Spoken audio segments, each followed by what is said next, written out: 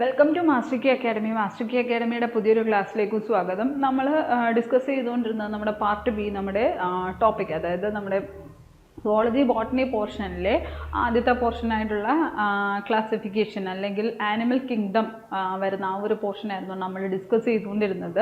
അതിൽ നമ്മൾ ആദ്യത്തെ പോർഷനൊക്കെ ഡിസ്കസ് ചെയ്ത് കഴിഞ്ഞു, ക്ലാസിഫിക്കേഷൻ പറഞ്ഞു, കിങ്ഡം പ്രോട്ടിസ്റ്റ് കഴിഞ്ഞു. നെക്സ്റ്റ് വരുന്നതാണ് നമ്മുടെ കിങ്ഡം ആനിമേലിയ. നമ്മൾ ഉൾപ്പെടുന്നത്, മനുഷ്യർ ഉൾപ്പെടുന്ന ആ ഒരു കിങ്ഡമാണ് കിങ്ഡം ആനിമേലിയ എന്ന് പറയുന്നത്. ഈ കിങ്ഡം ആനിമേലിയയിൽ വർഗീകരണം അല്ലെ ക്ലാസിഫിക്കേഷനെ കുറിച്ച് അടിസ്ഥാനപരമായിട്ടുള്ള കാര്യങ്ങൾ ഉണ്ടായിരുന്നു അല്ലേ.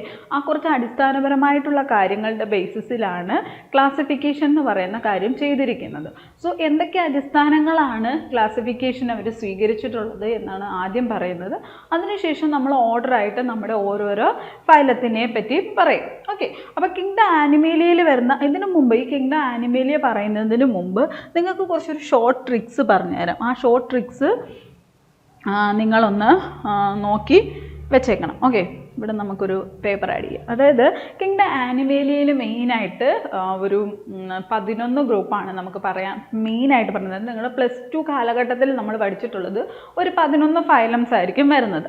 ആ 11 ഫൈലത്തിനെ നിങ്ങളിപ്പോൾ ഒന്ന് ഓർത്ത് വെച്ചേക്കുക. ആ 11 ഫൈലും ഓർത്ത് വെച്ചാൽ നമുക്ക് ഈ പറയുന്ന ഓരോരോ അടിസ്ഥാനപരമായിട്ടുള്ള, അതായത് ക്ലാസിഫിക്കേഷന് സ്വീകരിച്ചിട്ടുള്ള അടിസ്ഥാനപരമായിട്ടുള്ള കാര്യങ്ങൾ പറയുമ്പോൾ എക്സാമ്പിൾസ് ആയിട്ട് ഈ ഓരോരോ ഫൈലത്തിനെ മെൻഷൻ ചെയ്തു പോകും. അപ്പം നിങ്ങൾക്ക് പറയാൻ അല്ലെങ്കിൽ എന്താണെന്ന് മനസ്സിലാക്കാൻ പറ്റും. അതുകൊണ്ട് ജസ്റ്റ് ഫൈലം മാത്രം ഒന്ന് പറഞ്ഞു പോകാം. അപ്പോൾ അത് പറയാനായിട്ട് നമ്മുടെ യൂട്യൂബിലൊക്കെ നോക്കിക്കഴിഞ്ഞാൽ നമുക്ക് കിട്ടുന്ന ഒരു കോഡുണ്ട്. ആ കോഡ് തന്നെ ആദ്യം നിങ്ങൾക്ക് പറഞ്ഞു തരാം. അതിൽ ആ കോഡാണ് പ്രിൻസിപ്പൽ കോൾഡ് ടു പണിഷ്. ഒരു മിനിറ്റ്, കുറച്ചുകൂടെ ചെറുതായിട്ട് എഴുതിയില്ല എങ്കിൽ നമുക്ക് എഴുതാൻ പറ്റത്തില്ല. ഒരു മിനിറ്റ്.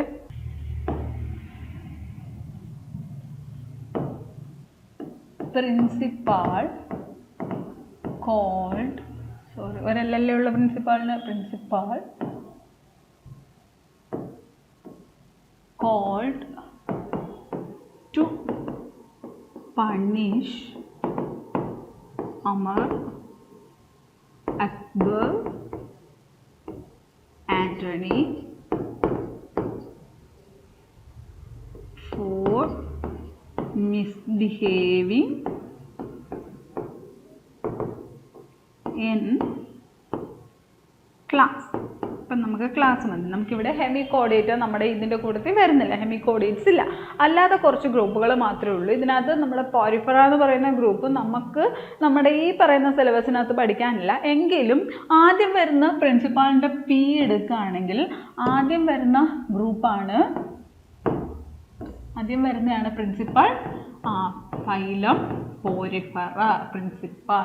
ഈ ഒരു കോഡ് പറഞ്ഞ് വെച്ച് ഓർത്ത് വെച്ച് നിങ്ങൾ പഠിക്കുകയാണെങ്കിൽ ഈ ഒരു സാധനം ഒരു തവണ പഠിക്കുന്ന ഒരു ബുദ്ധിമുട്ടേ ഉള്ളൂ, പിന്നീട് നിങ്ങൾക്ക് ഓർത്ത് വെക്കാൻ പറ്റും. അപ്പം പ്രിൻസിപ്പലിൻ്റെ, പോരിഫറ, കോൾഡ് നമുക്ക് സാധാരണ +2 ലെവലിൽ പഠിക്കാനുള്ള ഒരു ഗ്രൂപ്പാണ് ടീനോഫോറ എന്ന് പറയുന്നത്. അത് നമുക്കിവിടെ നമ്മുടെ ഈ ഒരു സിലബസിലില്ല, എന്നാലും അതുകൂടെ ഇതിനകത്ത് ഞാൻ പറഞ്ഞു പോകുന്നുണ്ട്. അപ്പം രണ്ടാമത്തെ സി ആണ് സീലൻഡ്രീറ്റ. സീലൻഡ്രീറ്റ അല്ലെങ്കിൽ നിഡേറിയ എന്ന് പറയുന്ന ഗ്രൂപ്പ്, നിഡേറിയ എന്ന് പറയുന്ന phylum.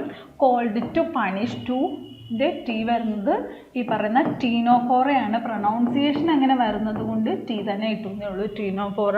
Next punish, platyhelminthes, platy helminthes.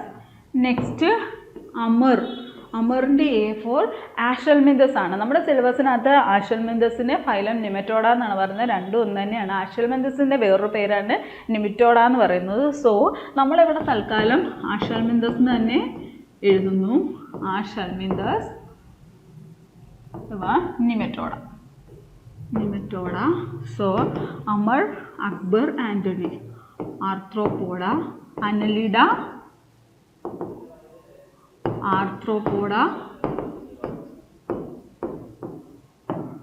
4 ആണ്. ഓക്കെ, ഓണിങ്കോഫോറ എന്ന് പറയുന്ന ഒരു ഇതുകൂടെ നമുക്കിവിടെ പഠിക്കാനുണ്ട്. 4ൻ്റെ രണ്ടാമത്തെ ഇതാണ് എഴുതിയിരിക്കുന്നത്, onychophora. Next misbehaving, mollusca. Next N, ഇന്നുള്ളതിന് വരെ എന്നാണ് എടുത്തിരിക്കുന്നത്. So E for echinodermata, C for chordata. C for chordata. ഇതാണ് നമ്മുടെ ഫൈലം പഠിക്കാനുള്ള ഒരു കോഡ്. നമ്മൾ യൂട്യൂബിലൊക്കെ നോക്കിയാൽ സാധാരണ കാണുന്ന ഒരു കോഡ് തന്നെയാണ്.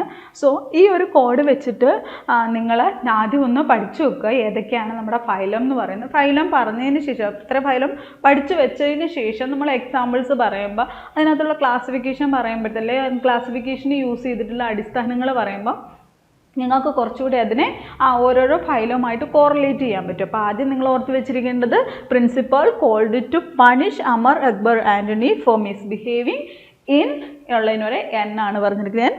Class okay. ഹെമി കോർഡേറ്റ് ഉണ്ടായിരുന്ന ഹിന്ദി ക്ലാസ് എന്നാണ് നമ്മുടെ സാധാരണ +2 ലെവലിൽ നമ്മൾ പഠിക്കുന്നത്. ഓക്കെ. അപ്പോൾ P for porifera, C for coelenterata അല്ലെങ്കിൽ nidaria, T for ctenophora, P for platyhelminthes, A for aschelminthes, അടുത്ത A for annelida, F for arthropoda, next onychophora 4ൻ്റെ O എടുക്കുക. രണ്ടാമത്തെ എടുക്കുക ഓണിംഗോഫോറ. നെക്സ്റ്റ് മിസ്ബിഹേവിംഗ് എന്ന് പറയുമ്പോൾ മൊളസ്ക, അത് കഴിയുമ്പോൾ N വരുമ്പം എക്വിനോഡെർമറ്റ, ദെൻ കോഡേറ്റ. ഇതുകൂടെ നിങ്ങളൊന്ന് പഠിച്ചു വെച്ചതിന് ശേഷം നമ്മുടെ ബാക്കിയുള്ള ടോപ്പിക്കിലേക്ക് പോകുക. ഓക്കെ.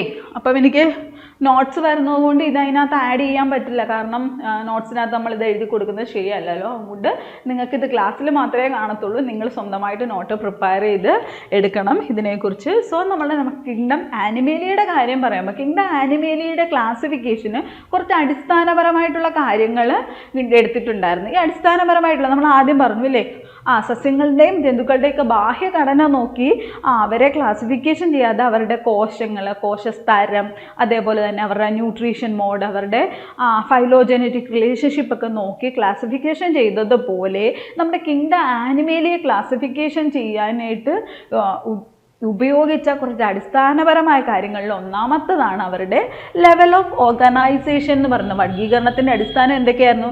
ജീവികളിലെ ഘടനാതലങ്ങൾ അല്ലെങ്കിൽ ലെവൽ ഓഫ് ഓർഗനൈസേഷൻ. ജീവികളുടെ ഘടന എങ്ങനെയാണ് വരുന്നത്? അവർ സെല്ലുലാർ ലെവലാണോ, അവർ സെല്ലുകൾ കോശങ്ങൾ മാത്രം ചേർന്നിട്ടുള്ളവയാണോ, അതോ ടിഷ്യൂ ലെവൽ എന്ന് പറയുമ്പോൾ കോശങ്ങൾ ചേർന്ന് കലകളെല്ലാം കൂടെ ചേർന്നിട്ട് അല്ലെങ്കിൽ സെൽസ് ചേർന്നിട്ട് ടിഷ്യൂസ് ആയിട്ടുള്ള ആ ലെവൽ ഓഫ് ഓർഗനൈസേഷൻ ആണോ, അതോ ഒരേ കൂട്ടത്തിലുള്ള കലകളെല്ലാം ചേർന്ന് കഴിയുമ്പോൾ എന്തുണ്ടാവും? ഓർഗൻസ് ഉണ്ടാവും. അപ്പോൾ ഓർഗൻ ലെവൽ ഓഫ് ഓർഗനൈസേഷൻ ആണോ, അതോ കുറേ ഓർഗൻസ് ചേർന്ന് കഴിയുമ്പം ഓർഗൻ സിസ്റ്റങ്ങൾ ഉണ്ടാവില്ലേ, അങ്ങനെ organ system level of organisation ആണോ കാണിക്കുന്നതെന്നുള്ളതായിരുന്നു ഒന്നാമത്തെ അതിൻ്റെ ബേസ് എന്ന് പറയുന്നത്. അപ്പോൾ ഒന്നാമത്തെ ബേസ് എന്തായിരുന്നു? കോശതലം അല്ലെ സെല്ലുലാർ ലെവൽ, കോശങ്ങൾ അനിയതമായി അല്ലെങ്കിൽ ലൂസിലി വിധാനം ചെയ്യപ്പെട്ടിരിക്കുന്ന ഓർഗാനിസത്തിനെ ഒരു ഗ്രൂപ്പാക്കി. അതാണ് നമ്മുടെ സ്പോഞ്ചുകൾ വരുന്ന ഫൈലം പോരിഫറ എന്ന് പറയുന്നത്. നമ്മൾ നേരത്തെ പറഞ്ഞില്ലേ ഫൈലം പോരിഫറ ആദ്യത്തെയാണ് നമ്മൾ ആ കോഡൊക്കെ വെച്ച് പഠിച്ചത്. ഓക്കെ. അപ്പം ഒന്നാമത്തെ സെല്ലുലാർ ലെവൽ ഓഫ് ഓർഗനൈസേഷൻ നോക്കുമ്പോൾ നമ്മുടെ സ്പോഞ്ചസ് ഒക്കെ ഉൾപ്പെടുന്ന ഫൈലം പോരിഫറ എന്ന് പറയുന്ന ഗ്രൂപ്പുകൾ സെല്ലുലാർ ലെവൽ ഓഫ് ഓർഗനൈസേഷനിലേക്ക് പോയി. രണ്ടാമത്തെ ഗ്രൂപ്പ് എന്താണ്? കലാതലം. അല്ലാതെ കോശങ്ങളെല്ലാം കൂടെ ചേർന്ന് കഴിയുമ്പോൾ എന്തുണ്ടാകും? കലകളുണ്ടാകും ഇല്ലേ? കുറേ കോശങ്ങൾ ചേർന്നു. ആദ്യം സിംഗിൾ സെൽസ് ആയിരുന്നു, പിന്നെ ഈ കോശങ്ങളെല്ലാം ചേർന്നിട്ട് കലകളുണ്ടായി. കലകളുടെ ബേസിസിൽ, അതായത് ഓർഗൻ സിസ്റ്റം ഒന്നുമില്ല, ഓർഗനായിട്ടില്ല, കുറേ കലകൾ, കുറേ ടിഷ്യൂസ് ചേർന്നിട്ടുള്ള ഓർഗാനിസംസ് ഉണ്ട്. ആ ഓർഗാനിസത്തിനെ അടുത്ത ഗ്രൂപ്പാക്കി ആ ഗ്രൂപ്പിൽ വരുന്ന ആൾക്കാരാണ് നമ്മുടെ ഫൈലം നിഡേറിയ അല്ലെങ്കിൽ സീലൻട്രേറ്റ എന്ന് പറയുന്ന ആൾക്കാർ. സീലൻട്രേറ്റ. രണ്ടാമത്തെ നമ്മുടെ ക്ടീനോഫോറ എന്ന് പറയുന്ന ആൾക്കാരും ടിഷ്യൂ ലെവൽ ഓഫ് ഓർഗനൈസേഷൻ ആണ്. അവർക്ക് ഓർഗൻസ് ഒന്നും കാണത്തില്ല, കുറേ ടിഷ്യൂസ് ജോയിൻ ചെയ്തിട്ട് ഉണ്ടായിട്ടുള്ള ഓർഗാനിസംസ് ആണ് ഈ ഫൈലം ക്ടീനോഫോറയിലും ഫൈലം നിഡേറിയയിലും വരുന്നത്. നെക്സ്റ്റ് എന്താണ്? ഈ കലകളെല്ലാം കൂടെ കുറേ കലകൾ ലൂസ്ലി അറേഞ്ച്ഡ് ആയിട്ടുള്ള സെൽസ് ചേർന്ന് ടിഷ്യൂസ് ഉണ്ടായി. ഈ ഒരേ കൂട്ടം ടിഷ്യൂസ് ചേർന്നിട്ട് ഓർഗൻസ് ഉണ്ടായി.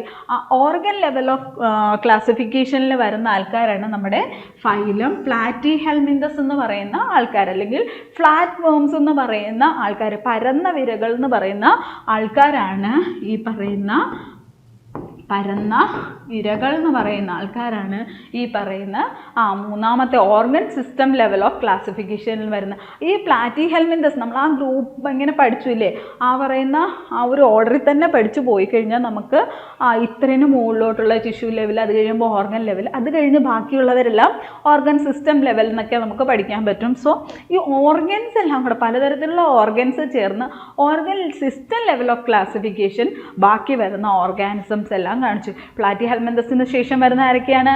ആർഷൽമിന്തസ് വരുന്നുണ്ട്, ആൻലിഡ്സ് വരുന്നുണ്ട്, ആർത്രോപോഡ്സ് ഉണ്ട്, മൊളസ്ക് ഉണ്ട്, എക്കിനോഡോമൈറ്റ് ഉണ്ട്, അതേപോലെ കോർഡേറ്റ. ഈ പറയുന്ന പ്ലാറ്റി ഹെൽമിന്തസ് കഴിഞ്ഞ് ബാക്കി വരുന്ന എല്ലാ ഫൈലത്തിലുള്ള ഗ്രൂപ്പിലുള്ള ഓർഗാനിസത്തും കാണിക്കുന്ന എന്തായിരുന്നു?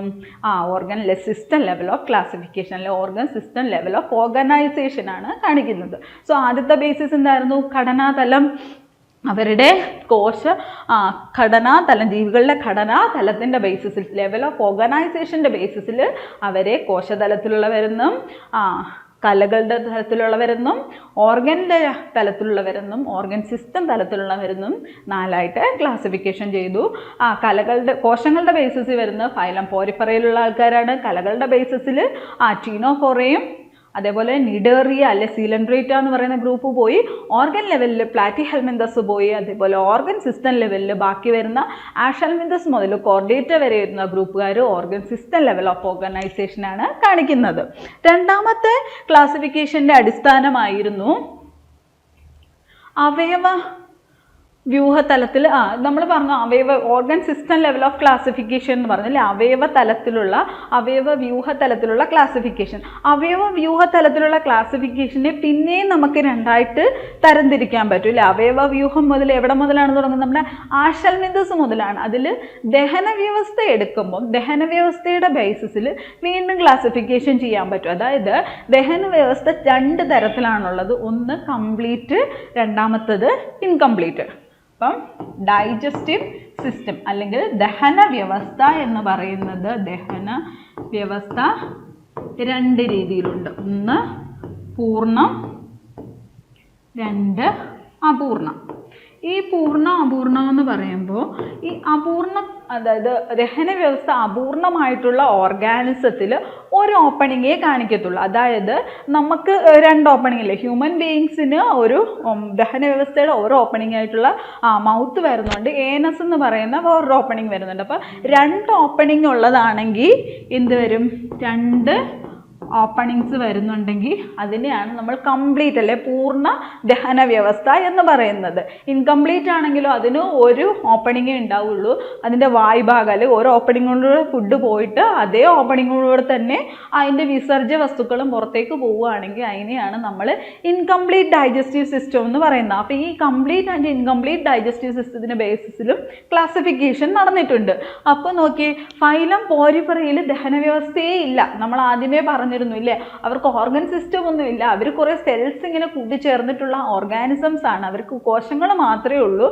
സോ ഫൈലം പോരിഫറയ്ക്ക് ദഹന വ്യവസ്ഥ ഇല്ല എന്ന് തന്നെ പറയാം. രണ്ടാമത് അപൂർണ ദഹന വ്യവസ്ഥ, അതായത് എന്താണ്, അവർക്ക് സിംഗിൾ ഓപ്പണിങ്ങേ ഉള്ളൂ, മൗത്ത് മാത്രമേ ഉള്ളൂ, മലദ്വാരം അല്ലെങ്കിൽ ഏനസ് എന്ന് പറയുന്ന ആ ഒരു സ്ട്രക്ചർ ഉണ്ടാവില്ല. ആ പറയുന്ന അപൂർണ ദഹന വ്യവസ്ഥ കാണിക്കുന്ന ആൾക്കാരാണ് ഫൈലം നിഡേറിയ മുതൽ പ്ലാറ്റി ഹെൽമിന്തസ് വരെയുള്ള ആൾക്കാർക്ക്. അവർക്ക് ഓർഗൻ സിസ്റ്റം ഒന്നും ഇല്ല. ഓരോ ഓപ്പണിങ്ങിലൂടെ അവരുടെ ഫുഡ് പോകുന്നു, അതേ ഓപ്പണിങ്ങിലൂടെ തന്നെ അവരുടെ വിസർജ്യ വസ്തുക്കളും പുറത്തേക്ക് പോകുന്നു. സോ അവരാണ് അപൂർണ ദഹന വ്യവസ്ഥ കാണിക്കുന്ന ആൾക്കാർ. പിന്നീട് കംപ്ലീറ്റ് ഡൈജസ്റ്റീവ് സിസ്റ്റം കാണിക്കുന്ന ആൾക്കാരാണ് നമ്മുടെ ഫൈലം ആഷൽമിന്തസ് മുതൽ കോർഡേറ്റ വരെയുള്ള ഗ്രൂപ്പുകാർ. അവർക്ക് മൗത്ത് എന്ന് പറയുന്ന ഒരു ഓപ്പണിങ്ങും ഉണ്ടായിരിക്കും. അതേപോലെ തന്നെ ഏനൽ ഓപ്പണിങ് അല്ലെ മലദ്വാരം എന്ന് പറയുന്ന ഒരു ഓപ്പണിങ് വഴി ഇവരുടെ എക്സ്ക്രീറ്റ പുറത്തേക്ക് പോകുന്നുണ്ട്. അതാണ് കംപ്ലീറ്റ് ഡൈജസ്റ്റീവ് സിസ്റ്റം എന്ന് പറയുന്നത്. ഇതിനകത്തും എക്സെപ്ഷണൽ കേസുകൾ ഉണ്ട് കേട്ടോ. എല്ലാ കാര്യങ്ങളും എന്താ ക്ലാസിഫിക്കേഷൻ പറയുമ്പം എല്ലാം നമുക്ക് കംപ്ലീറ്റ് ആയിട്ട് ഇന്ന ഗ്രൂപ്പിൽ വരുന്നു എന്ന് പറയില്ല. ചില എക്സെപ്ഷണൽ കേസുകൾ എല്ലാ ഗ്രൂപ്പിലും കാണും. സോ ഈ ഇൻകംപ്ലീറ്റ് ഡൈജസ്റ്റീവ് സിസ്റ്റത്തിനെയും കംപ്ലീറ്റ് ഡൈജസ്റ്റീവ് സിസ്റ്റത്തിനെയും ബേസിസിൽ ക്ലാസിഫിക്കേഷൻ ചെയ്തിട്ടുണ്ടെങ്കിലും ഇതിനകത്തും നമ്മൾ ഈ പറയുന്ന പോലെ എക്സെപ്ഷണൽ കേസുകൾ ഉണ്ടായിരിക്കും. രണ്ടാമത്തെ ഓർഗൻ അല്ലെ അവയവ വ്യവസ്ഥ തലത്തിലുള്ള ക്ലാസിഫിക്കേഷൻ്റെ രണ്ടാമത്തെ ഒരു ബേസ് ആയിരുന്നു രക്തപര്യായന വ്യവസ്ഥ എന്ന് പറയുന്നത്. രക്തപര്യായന വ്യവസ്ഥയെ നമുക്ക് രണ്ടായിട്ട് സർക്കുലേറ്ററി സിസ്റ്റത്തെയും നമുക്ക് രണ്ടായിട്ട് ഡിവൈഡ് ചെയ്യാൻ പറ്റും. അടഞ്ഞ രക്തപര്യായന വ്യവസ്ഥയെന്നും തുറന്ന രക്തപര്യായന വ്യവസ്ഥയെന്നും. അവയവവ്യൂഹ തലത്തിൽ രക്തപര്യായന വ്യവസ്ഥ രണ്ട് തരത്തിലുണ്ട്. ഫൈലം പോരിഫറ മുതൽ ആഷൽമിന്തസ് മുതൽ വരെയുള്ള ജീവികൾ അവർക്ക് രക്തപര്യായന വ്യവസ്ഥയേ ഇല്ല. അവർക്ക് രക്തപര്യായനം എന്ന് പറയുന്ന രക്തം എന്ന് പറയുന്ന ഒരു കൺസെപ്റ്റ് പോലും ഇല്ലാത്ത ആൾക്കാരാണ് പോരിഫറ ടു ആഷൽമിന്തസ് പറയുന്നത്. അതിനുശേഷം ആഷൽമിന്തസ് കഴിഞ്ഞാൽ അനലിഡ, ആർത്രോപോഡ, മൊളസ്ക, എക്കിനോഡെർമറ്റ, കോർഡേറ്റ എന്ന് പറയുന്നത്. ഇതിനകത്ത് ഇങ്ങേയറ്റവും അങ്ങേയറ്റവും ചേർന്നിട്ടൊക്കെയാണ് കാണുന്നത്. സോ ഇതൊന്ന് നോക്കി വെച്ചോണം, ഇത് ഭയങ്കര ഇമ്പോർട്ടൻ്റ് ആണ്. ഈ കൂട്ടത്തിൽ വരുമ്പോൾ നമ്മുടെ തുറന്ന രക്തപര്യായന വ്യവസ്ഥ കാണിക്കുന്നത് ഫൈലം ആർത്രോപോഡ മുതൽ ഹെമികോർഡേറ്റ. ഹെമികോർഡേറ്റ നമുക്കിവിടെ പഠിക്കാനില്ല. അതായത് ഹെമികോർഡേറ്റ എക്കിനോഡെർമറ്റയ്ക്കും കോർഡേറ്റയ്ക്കും ഇടയിൽ വരുന്ന ഒരു ഗ്രൂപ്പാണ്. സോ ഹെമികോർഡേറ്റ നമുക്ക് ഈ സിലബസിൽ പഠിക്കാനില്ല. അപ്പം നമ്മുടെ ഫൈലം ആർത്രോപോഡ മുതൽ ഹെമികോർഡേറ്റ അല്ലെ എക്കിനോഡെർമറ്റ വരെ വരുന്ന ആൾക്കാർ തുറന്ന രക്തപര്യായന വ്യവസ്ഥയാണ് കാണിക്കുന്നത്. അപ്പം നമ്മുടെ ആർത്രോപോഡയ്ക്ക് തൊട്ട് മുമ്പിലുള്ള ആരായിരുന്നു? അനലിഡ എന്ന് പറയുന്ന ഗ്രൂപ്പ് ഉണ്ട് അല്ലേ. ഈ പറയുന്ന അനലിഡ എന്ന് പറയുന്ന ഫൈലം അനലിഡയിൽ പെടുന്ന ആൾക്കാരും കോർഡേറ്റ്സിൽ പെടുന്ന ആൾക്കാരുമാണ് ക്ലോസ്ഡ് സർക്കുലേറ്ററി സിസ്റ്റം കാണിക്കുന്ന, അല്ലെങ്കിൽ അടഞ്ഞ രക്തപര്യായന വ്യവസ്ഥ കാണിക്കുന്നത്. അടഞ്ഞ രക്തപര്യായന വ്യവസ്ഥ എന്ന് പറഞ്ഞാൽ എന്താണ്? അടഞ്ഞ രക്തപര്യായന വ്യവസ്ഥയിൽ ബ്ലഡ് ക്യാപ്പിലറീസ് വഴിയൊക്കെ ആയിരിക്കും പോകുന്നത് അല്ലേ. വെയിൻസ്, ക്യാപ്പിലറീസ്, ആർട്ടറീസ് മുതലുള്ള നമ്മുടെ രക്തക്കുഴലുകൾ വഴിയായിരിക്കും അടഞ്ഞ രക്തപര്യായന വ്യവസ്ഥയിൽ ബ്ലഡ് പോകുന്നത്. പക്ഷെ തുറന്ന രക്തപര്യായന വ്യവസ്ഥയിൽ ഈ ആർട്ടറീസ്, വെയിൻസ് പോലെയുള്ള സ്ട്രക്ചർ കാണത്തില്ല, ഡക്റ്റ് പോലെയുള്ള ഭാഗങ്ങളായിരിക്കും കാണപ്പെടുന്നത്. അപ്പം അടഞ്ഞ രക്തപര്യായന വ്യവസ്ഥ കാണിക്കുന്ന ആർത്രോപോഡ മുതൽ ഹെമികോർഡേറ്റ വരെയുള്ള ആൾക്കാരാണ്. പക്ഷെ അതിന് മുകളിലുള്ള അനലിഡയും കോർഡേറ്റയും എന്ത് കാണിക്കുന്നുണ്ട്? ആർത്രോപോഡയ്ക്ക് തൊട്ട് മുമ്പുള്ള ഗ്രൂപ്പായിട്ടുള്ള അനലിഡയും കോർഡേറ്റയും തുറന്ന രക്തപര്യായന വ്യവസ്ഥ കാണിക്കുന്നുണ്ട്. അപ്പോൾ ലെവൽ ഓഫ് ഓർഗനൈസേഷൻ്റെ ബേസിസിൽ കോശതലം, കലാതലം, ഓർഗൻ തലം, അവയവതലം, അവയവ വ്യവസ്ഥാ തലം എന്ന് പറയുന്നുണ്ട്. അവയവ വ്യവസ്ഥാ തലത്തിൽ നമുക്ക് ക്ലോസ്ഡ് ഡൈജസ്റ്റീവ് സിസ്റ്റം പറയാൻ പറ്റും. അത് ഒന്ന് കംപ്ലീറ്റ് ഡൈജസ്റ്റീവ് സിസ്റ്റം അല്ലെങ്കിൽ കംപ്ലീറ്റ് പൂർണ്ണ ദഹന വ്യവസ്ഥ എന്നും അപൂർണ ദഹന വ്യവസ്ഥ എന്ന് പറയും. ഒരു സിംഗിൾ ഓപ്പണിങ്ങേ ഉള്ളൂ ഡൈജസ്റ്റീവ് സിസ്റ്റത്തിൻ്റെ. അതിനാണ് നമ്മൾ പറയുന്നത് എന്ത് പറയും? അപൂർണ ദഹന വ്യവസ്ഥ എന്ന് പറയും. രണ്ട് ഓപ്പണിംഗ് ഉണ്ട് അല്ലേ, മൗത്തും ഏനസും അല്ലെങ്കിൽ വായും മലദ്വാരവും ഉണ്ടെങ്കിൽ അതിനെ നമ്മൾ എന്ത് പറയും? പൂർണ്ണ ദഹന വ്യവസ്ഥ എന്ന് പറയും. രണ്ടാമത്തത് അവയവതലത്തിൽ ക്ലാസിഫിക്കേഷൻ സ്വീകരിച്ച വേറെണ്ണമായിരുന്നു രക്തപര്യായന വ്യവസ്ഥ. അത് തുറന്ന രക്തപര്യായന വ്യവസ്ഥയുണ്ട്, അടഞ്ഞ രക്തപര്യായന വ്യവസ്ഥയുമുണ്ട്. തുറന്ന രക്തപര്യായന വ്യവസ്ഥയാണെങ്കിൽ അവിടെ രക്തക്കുഴലുകളും ക്യാപ്പിലറീസ്, വെയിൻസ് പോലെയുള്ള സ്ട്രക്ചറൊന്നും കാണത്തില്ല. അടഞ്ഞ രക്തപര്യായന വ്യവസ്ഥയിലാണ് ഈ പറയുന്ന രക്തക്കുഴലുകളൊക്കെ കാണപ്പെടുന്നത്. അനിലിഡയും കോർഡേറ്റയും മാത്രമാണ് ഈ പറഞ്ഞ അടഞ്ഞ രക്തപര്യായന വ്യവസ്ഥ കാണിക്കുന്നത്. അതേപോലെ ആർത്രോപോഡ മുതൽ ഹെമികോർഡേറ്റ വരെയുള്ള ഗ്രൂപ്പുകാർ തുറന്ന രക്തപര്യായന വ്യവസ്ഥ കാണിക്കുന്നു. ഓക്കെ, അടുത്ത ഒരു ക്ലാസിഫിക്കേഷൻ്റെ ബേസ് ആണ് സമമിതി. സമമിതി അല്ലെങ്കിൽ സിമെട്രി എന്ന് പറയും. Okay, symmetry. ഓക്കെ, സമമിതിക്കനുസരിച്ച് ജന്തുക്കളെ മൂന്നായിട്ട് തരംതിരിക്കാൻ പറ്റും. അപ്പോൾ സമമിതി അഥവാ സിമെട്രിയുടെ ബേസിസിൽ മൂന്നായിട്ട് തരംതിരിക്കാൻ പറ്റും. ഒന്നാമത്തെയാണ് എസിമെട്രി. എസിമെട്രി എന്ന് പറഞ്ഞാൽ എന്താ? അസമമിതി. ഓക്കെ, ഇവിടെ ഒരു എമോഡുണ്ട്. അസമമിതി അതായത് സമമിതി ഇല്ലാത്ത അവസ്ഥ. അതായത് ജന്തുക്കളെ ഏത് ഭാഗത്തിൽ ഈ പറയുന്ന ഓർഗാനിസത്തിനെ ഏത് പ്ലെയിനിലൂടെ ഡിവൈഡ് ചെയ്താലും തുല്യമായിട്ടുള്ള പകുതികൾ കിട്ടാത്ത വരുന്ന അവസ്ഥയാണ് അസമമിതി എന്ന് പറയുന്നത്. നമ്മുടെ കിങ്ഡം പോരിഫറയിലുള്ള ആൾക്കാർ ഈ പറയുന്ന അസമമിതി കാണിക്കുന്നു. കിങ്ഡം പോരിഫറ. അതിനകത്ത് നമ്മുടെ സ്പോഞ്ചസിൻ്റെ കാര്യമൊക്കെ എടുക്കുകയാണെങ്കിൽ ഇങ്ങനെ കിടക്കുന്നൊക്കെ സ്പോഞ്ചസ്, അല്ലെങ്കിൽ പോരിഫറയുടെ കാര്യം പറയുമ്പോൾ ഇങ്ങനെ കുറേ പോസൊക്കെയുള്ള സ്ട്രക്ചേഴ്സൊക്കെ ആയിരിക്കും വരുന്നത്. അപ്പോൾ ഇതിനകത്തുനിന്ന് നമുക്കൊരിക്കലും അവർക്ക് ഒരു സമമിതി കാണിക്കുന്നു എന്ന് പറയാൻ പറ്റത്തില്ല, അല്ലേ? അവർക്കൊരു സ്ട്രക്ചർ നമുക്ക് പറയാൻ പറ്റത്തില്ല. 1 സെക്കൻഡ്. അപ്പം ഫൈലം പോരിഫറ എന്ന് പറയുന്ന ഗ്രൂപ്പുകൾ അസിമെട്രിക് ആണ്. അവർക്ക് അസമമിതിയാണ് കാണിക്കുന്നത്. അതായത് അവരെ ഡിവൈഡ് ചെയ്ത ഏത് പ്ലെയിനിൽ, സെൻട്രൽ ആക്സിസ് വരുന്ന ഏത് പ്ലെയിനിൽ ഡിവൈഡ് ചെയ്താലും അവരെ തുല്യമായിട്ടുള്ള ഹാഫുകളാക്കാൻ പറ്റത്തില്ല. അങ്ങനെയുള്ള ആൾക്കാരെയാണ് നമ്മൾ എസിമെട്രിക് അല്ലെങ്കിൽ അസമമിതി കാണിക്കുന്ന ഗ്രൂപ്പുകൾ എന്ന് പറയുന്നത്. രണ്ടാമത്തെ ഒരു ഗ്രൂപ്പാണ് വ്യാസാർദ്ധ സമമിതി അഥവാ റേഡിയൽ സിമെട്രി എന്ന് പറയുന്നത്. ഇവിടെ നോക്കിക്കഴിഞ്ഞാൽ കാണാൻ പറ്റും റേഡിയൽ സിമെട്രി. സെൻട്രൽ ആക്സിസ് വരുന്ന ഏത് പ്ലെയിനിൽ മുറിച്ചാലും തുല്യ പങ്ക് കിട്ടുന്ന ആൾക്കാരെയാണ് റേഡിയൽ സിമെട്രി കാണിക്കുന്ന ആൾക്കാരെന്ന് പറയുന്നത്, അല്ലെങ്കിൽ വ്യാസാർദ്ധ സമമിതി കാണിക്കുന്ന ആൾക്കാരെന്ന് പറയുന്നത്. ഇപ്പം നമ്മൾ ഈ പറയുന്ന സ്റ്റാർ ഫിഷിൻ്റെ കേസിൽ നോക്കിക്കഴിഞ്ഞു കഴിഞ്ഞാൽ സ്റ്റാർ ഫിഷിനെ ഇങ്ങനെ മുറിച്ചാലും ഒരു തുല്യ പകുതി കിട്ടും, അല്ലെങ്കിൽ അതിനെ ഇങ്ങനെ മുറിച്ചാലും ഒരു തുല്യ പകുതി കിട്ടും, അതല്ല എങ്കിൽ അതിനെ ഈ പറയുന്ന ഒരു ഇതിൽ മുറിച്ചു കഴിഞ്ഞാലും തുല്യ പകുതി കിട്ടും. അങ്ങനെ ഏത് ആക്സിസ്, സെൻട്രൽ ആക്സിസ് വരുന്ന ഏത് പ്ലെയിനിൽ മുറിച്ചാലും ഒരേപോലത്തെ പകുതികൾ കിട്ടുന്ന ഗ്രൂപ്പിനെയാണ് നമ്മൾ റേഡിയൽ സിമെട്രി അല്ലെങ്കിൽ വ്യാസാർദ്ധ സമമിതി കാണിക്കുന്ന ആൾക്കാരെന്ന് പറയുന്നത്.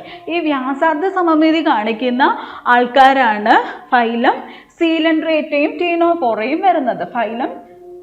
ഫൈലം സീലൻഡ്രേറ്റയും ടീനോഫോറയും വരുന്നത്. മാത്രമല്ല ഈ കൂട്ടത്തിലൊരു എക്സെപ്ഷണൽ കേസ് വരുന്നത് അഡൽട്ട് ആയിട്ടുള്ള എക്കിനോഡെർമേറ്റയിലെ ആൾക്കാരും. അഡൽട്ട് എക്കിനോഡെർമേറ്റ്സും ഈ പറയുന്ന റേഡിയൽ സിമെട്രിയാണ് കാണിക്കുന്നത്. ഓക്കെ, അത് വളരെ ഇമ്പോർട്ടൻ്റ് ആയിട്ടുള്ള കാര്യമാണ്.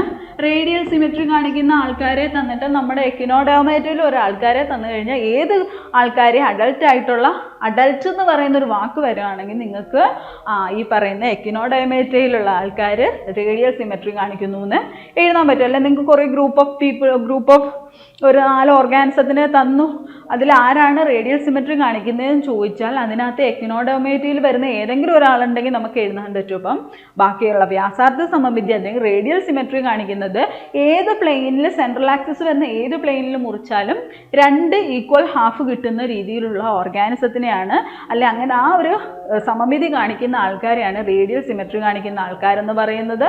അതിന് എക്സാമ്പിളാണ് ഫൈലം ടീനോഫോറ, അതേപോലെ തന്നെ ഫൈലം നിഡേറിയ അല്ലെങ്കിൽ സീലൻഡ്രേറ്റ ഗ്രൂപ്പിൽ വരുന്ന ആൾക്കാർ, സീലൻഡ്രേറ്റ ഫൈലത്തിൽ വരുന്ന ആൾക്കാരും അതേപോലെ തന്നെ അഡൽട്ട് എക്കിനോഡെർമേറ്റയും വരുന്നത്.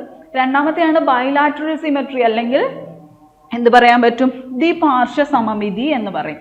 ദ്വി വരുമ്പോൾ അല്ലെ ബൈ വരുമ്പോൾ 2 ഗ്രൂപ്പ്, 2 എന്നറിയാൻ പറ്റും അല്ലേ. അതായത് ഓർഗാനിസത്തിന് ഒരു സെൻട്രൽ ആക്സിസിൽ ഒരു പ്ലെയിനിൽ മാത്രം 2 ഗ്രൂപ്പായി 2 ഈക്വൽ ഹാഫായിട്ട് കിട്ടും. ഒരേ ഒരു പ്ലെയിനിൽ മുറിച്ചാൽ മാത്രം 2 ഈക്വൽ ഹാഫ്സ് കിട്ടുകയാണെങ്കിൽ അവരാണ് ദ്വിപാർശ്വ സമമിതി അല്ലെങ്കിൽ ബൈലാറ്ററൽ സിമെട്രി കാണിക്കുന്ന ആൾക്കാർ. നിങ്ങളൊന്ന് ഓർത്ത് നോക്കിയ ഹ്യൂമൻ ബീയിങ്സിൻ്റെ കേസിൽ നമ്മൾ ഇങ്ങനെ മുറിച്ചു കഴിഞ്ഞാൽ നമുക്ക് കിട്ടുന്ന ഈക്വൽ ഹാഫ്സ് ആയിരിക്കും അല്ലേ. ഈ ഒരു ഈച്ചയുടെ കേസിൽ നോക്കി അതിനെ ഇങ്ങനെ ഒരു സെൻട്രൽ ആക്സിസ് വെച്ച് മുറിച്ചു കഴിഞ്ഞാൽ 2 ഹാഫ് കിട്ടും. അതേപോലെ തന്നെ നമ്മുടെ പട്ടീനെയോ പൂച്ചയോ ഒക്കെ എടുത്ത് നോക്കിക്കഴിഞ്ഞാൽ ഒരു സെൻട്രൽ ആക്സിസിൽ മുറിച്ചു കഴിഞ്ഞാൽ 2 ഈക്വൽ ഹാഫ്സ് കിട്ടും. സോ അങ്ങനെയുള്ള ആൾക്കാരെയാണ് നമ്മൾ എന്ത് പറയുന്നത്, ബൈലാറ്ററൽ സിമെട്രി അല്ലെങ്കിൽ ദ്വിപാർശ്വ സമമിതി കാണിക്കുന്ന ആൾക്കാരെന്ന് പറയുന്നത്.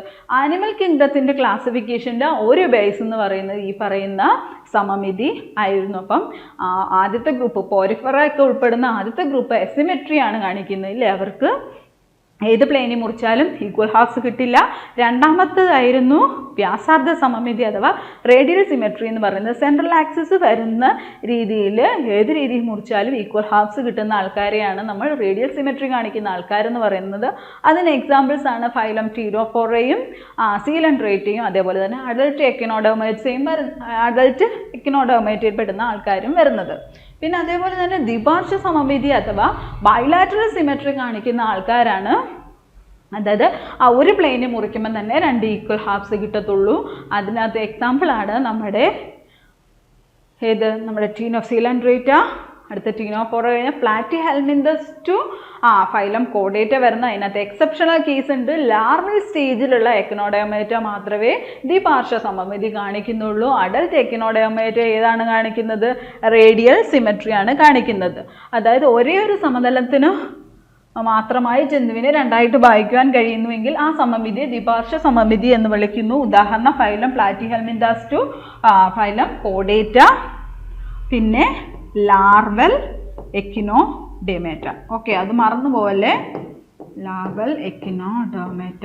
അഡൽട്ട് എക്കിനോഡെർമേറ്റ്സ് ആണെങ്കിൽ എന്താണ് കാണിക്കുന്നത്, റേഡിയൽ സിമെട്രി ആണ് കാണിക്കുന്നത്. ഇതും ഭയങ്കര ഇമ്പോർട്ടൻ്റ് ആയിട്ടുള്ള കാര്യമാണ്. ഓക്കെ, അപ്പം നമ്മൾ ക്ലാസിഫിക്കേഷന് ഒന്ന് ലെവൽ ഓഫ് ഓർഗനൈസേഷൻ പറഞ്ഞു, രണ്ടാമത്തത് സിമെട്രി ആയിരുന്നു അല്ലെങ്കിൽ സമമിതി ആയിരുന്നു. കണ്ടത് ആദ്യത്തെ എന്തായിരുന്നു? ഘടനാതലങ്ങളായിരുന്നു അല്ലേ. ഇനി അടുത്തത് വരുന്നതാണ് ദ്വിപ്ലാസ്റ്റിക അല്ലെങ്കിൽ ത്രിപ്ലാസ്റ്റിക ഘടനാതലങ്ങൾ. ഇത് എംബ്രിയോണിക് ഡെവലപ്മെൻറ്റൽ സ്റ്റേജിൽ അല്ലെ ഭ്രൂണ വളർച്ചയുടെ സമയത്തുള്ള ആ ഒരു ലേയേഴ്സിൻ്റെ ബേസിസിലാണ് ഇത് നമ്മൾ പറയുന്നത്. അല്ലെങ്കിൽ ദ്വിപ്ലാസ്റ്റിക അല്ലെങ്കിൽ ത്രിപ്ലാസ്റ്റിക ഘടനാതലങ്ങൾ, ഡിപ്ലോബ്ലാസ്റ്റിക് അല്ലെങ്കിൽ ട്രിപ്ലോബ്ലാസ്റ്റിക് എന്ന് പറയുന്നത്.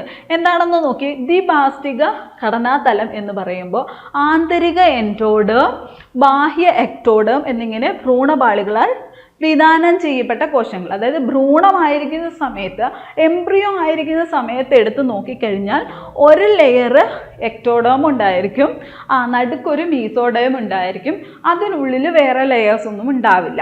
അങ്ങനെയുള്ള ഭ്രൂണാവസ്ഥയിൽ കാണപ്പെടുന്ന സെൽസിനെയാണ് നമ്മൾ എന്ത് പറയുന്നത്? ദ്വിപ്ലാസ്റ്റിക ഘടനാതലം അല്ലെ ഡിപ്ലോബ്ലാസ്റ്റിക് എന്ന് പറയുന്നത്. ഇവിടെ നോക്കിക്കഴിഞ്ഞാൽ അറിയാൻ പറ്റും, ഇവിടെ ഒരു പുറമേ ഉള്ളൊരു എക്ടോഡേം വരുന്നുണ്ട്, ഉള്ളിലൊരു എൻഡോഡേം വരുന്നുണ്ട്.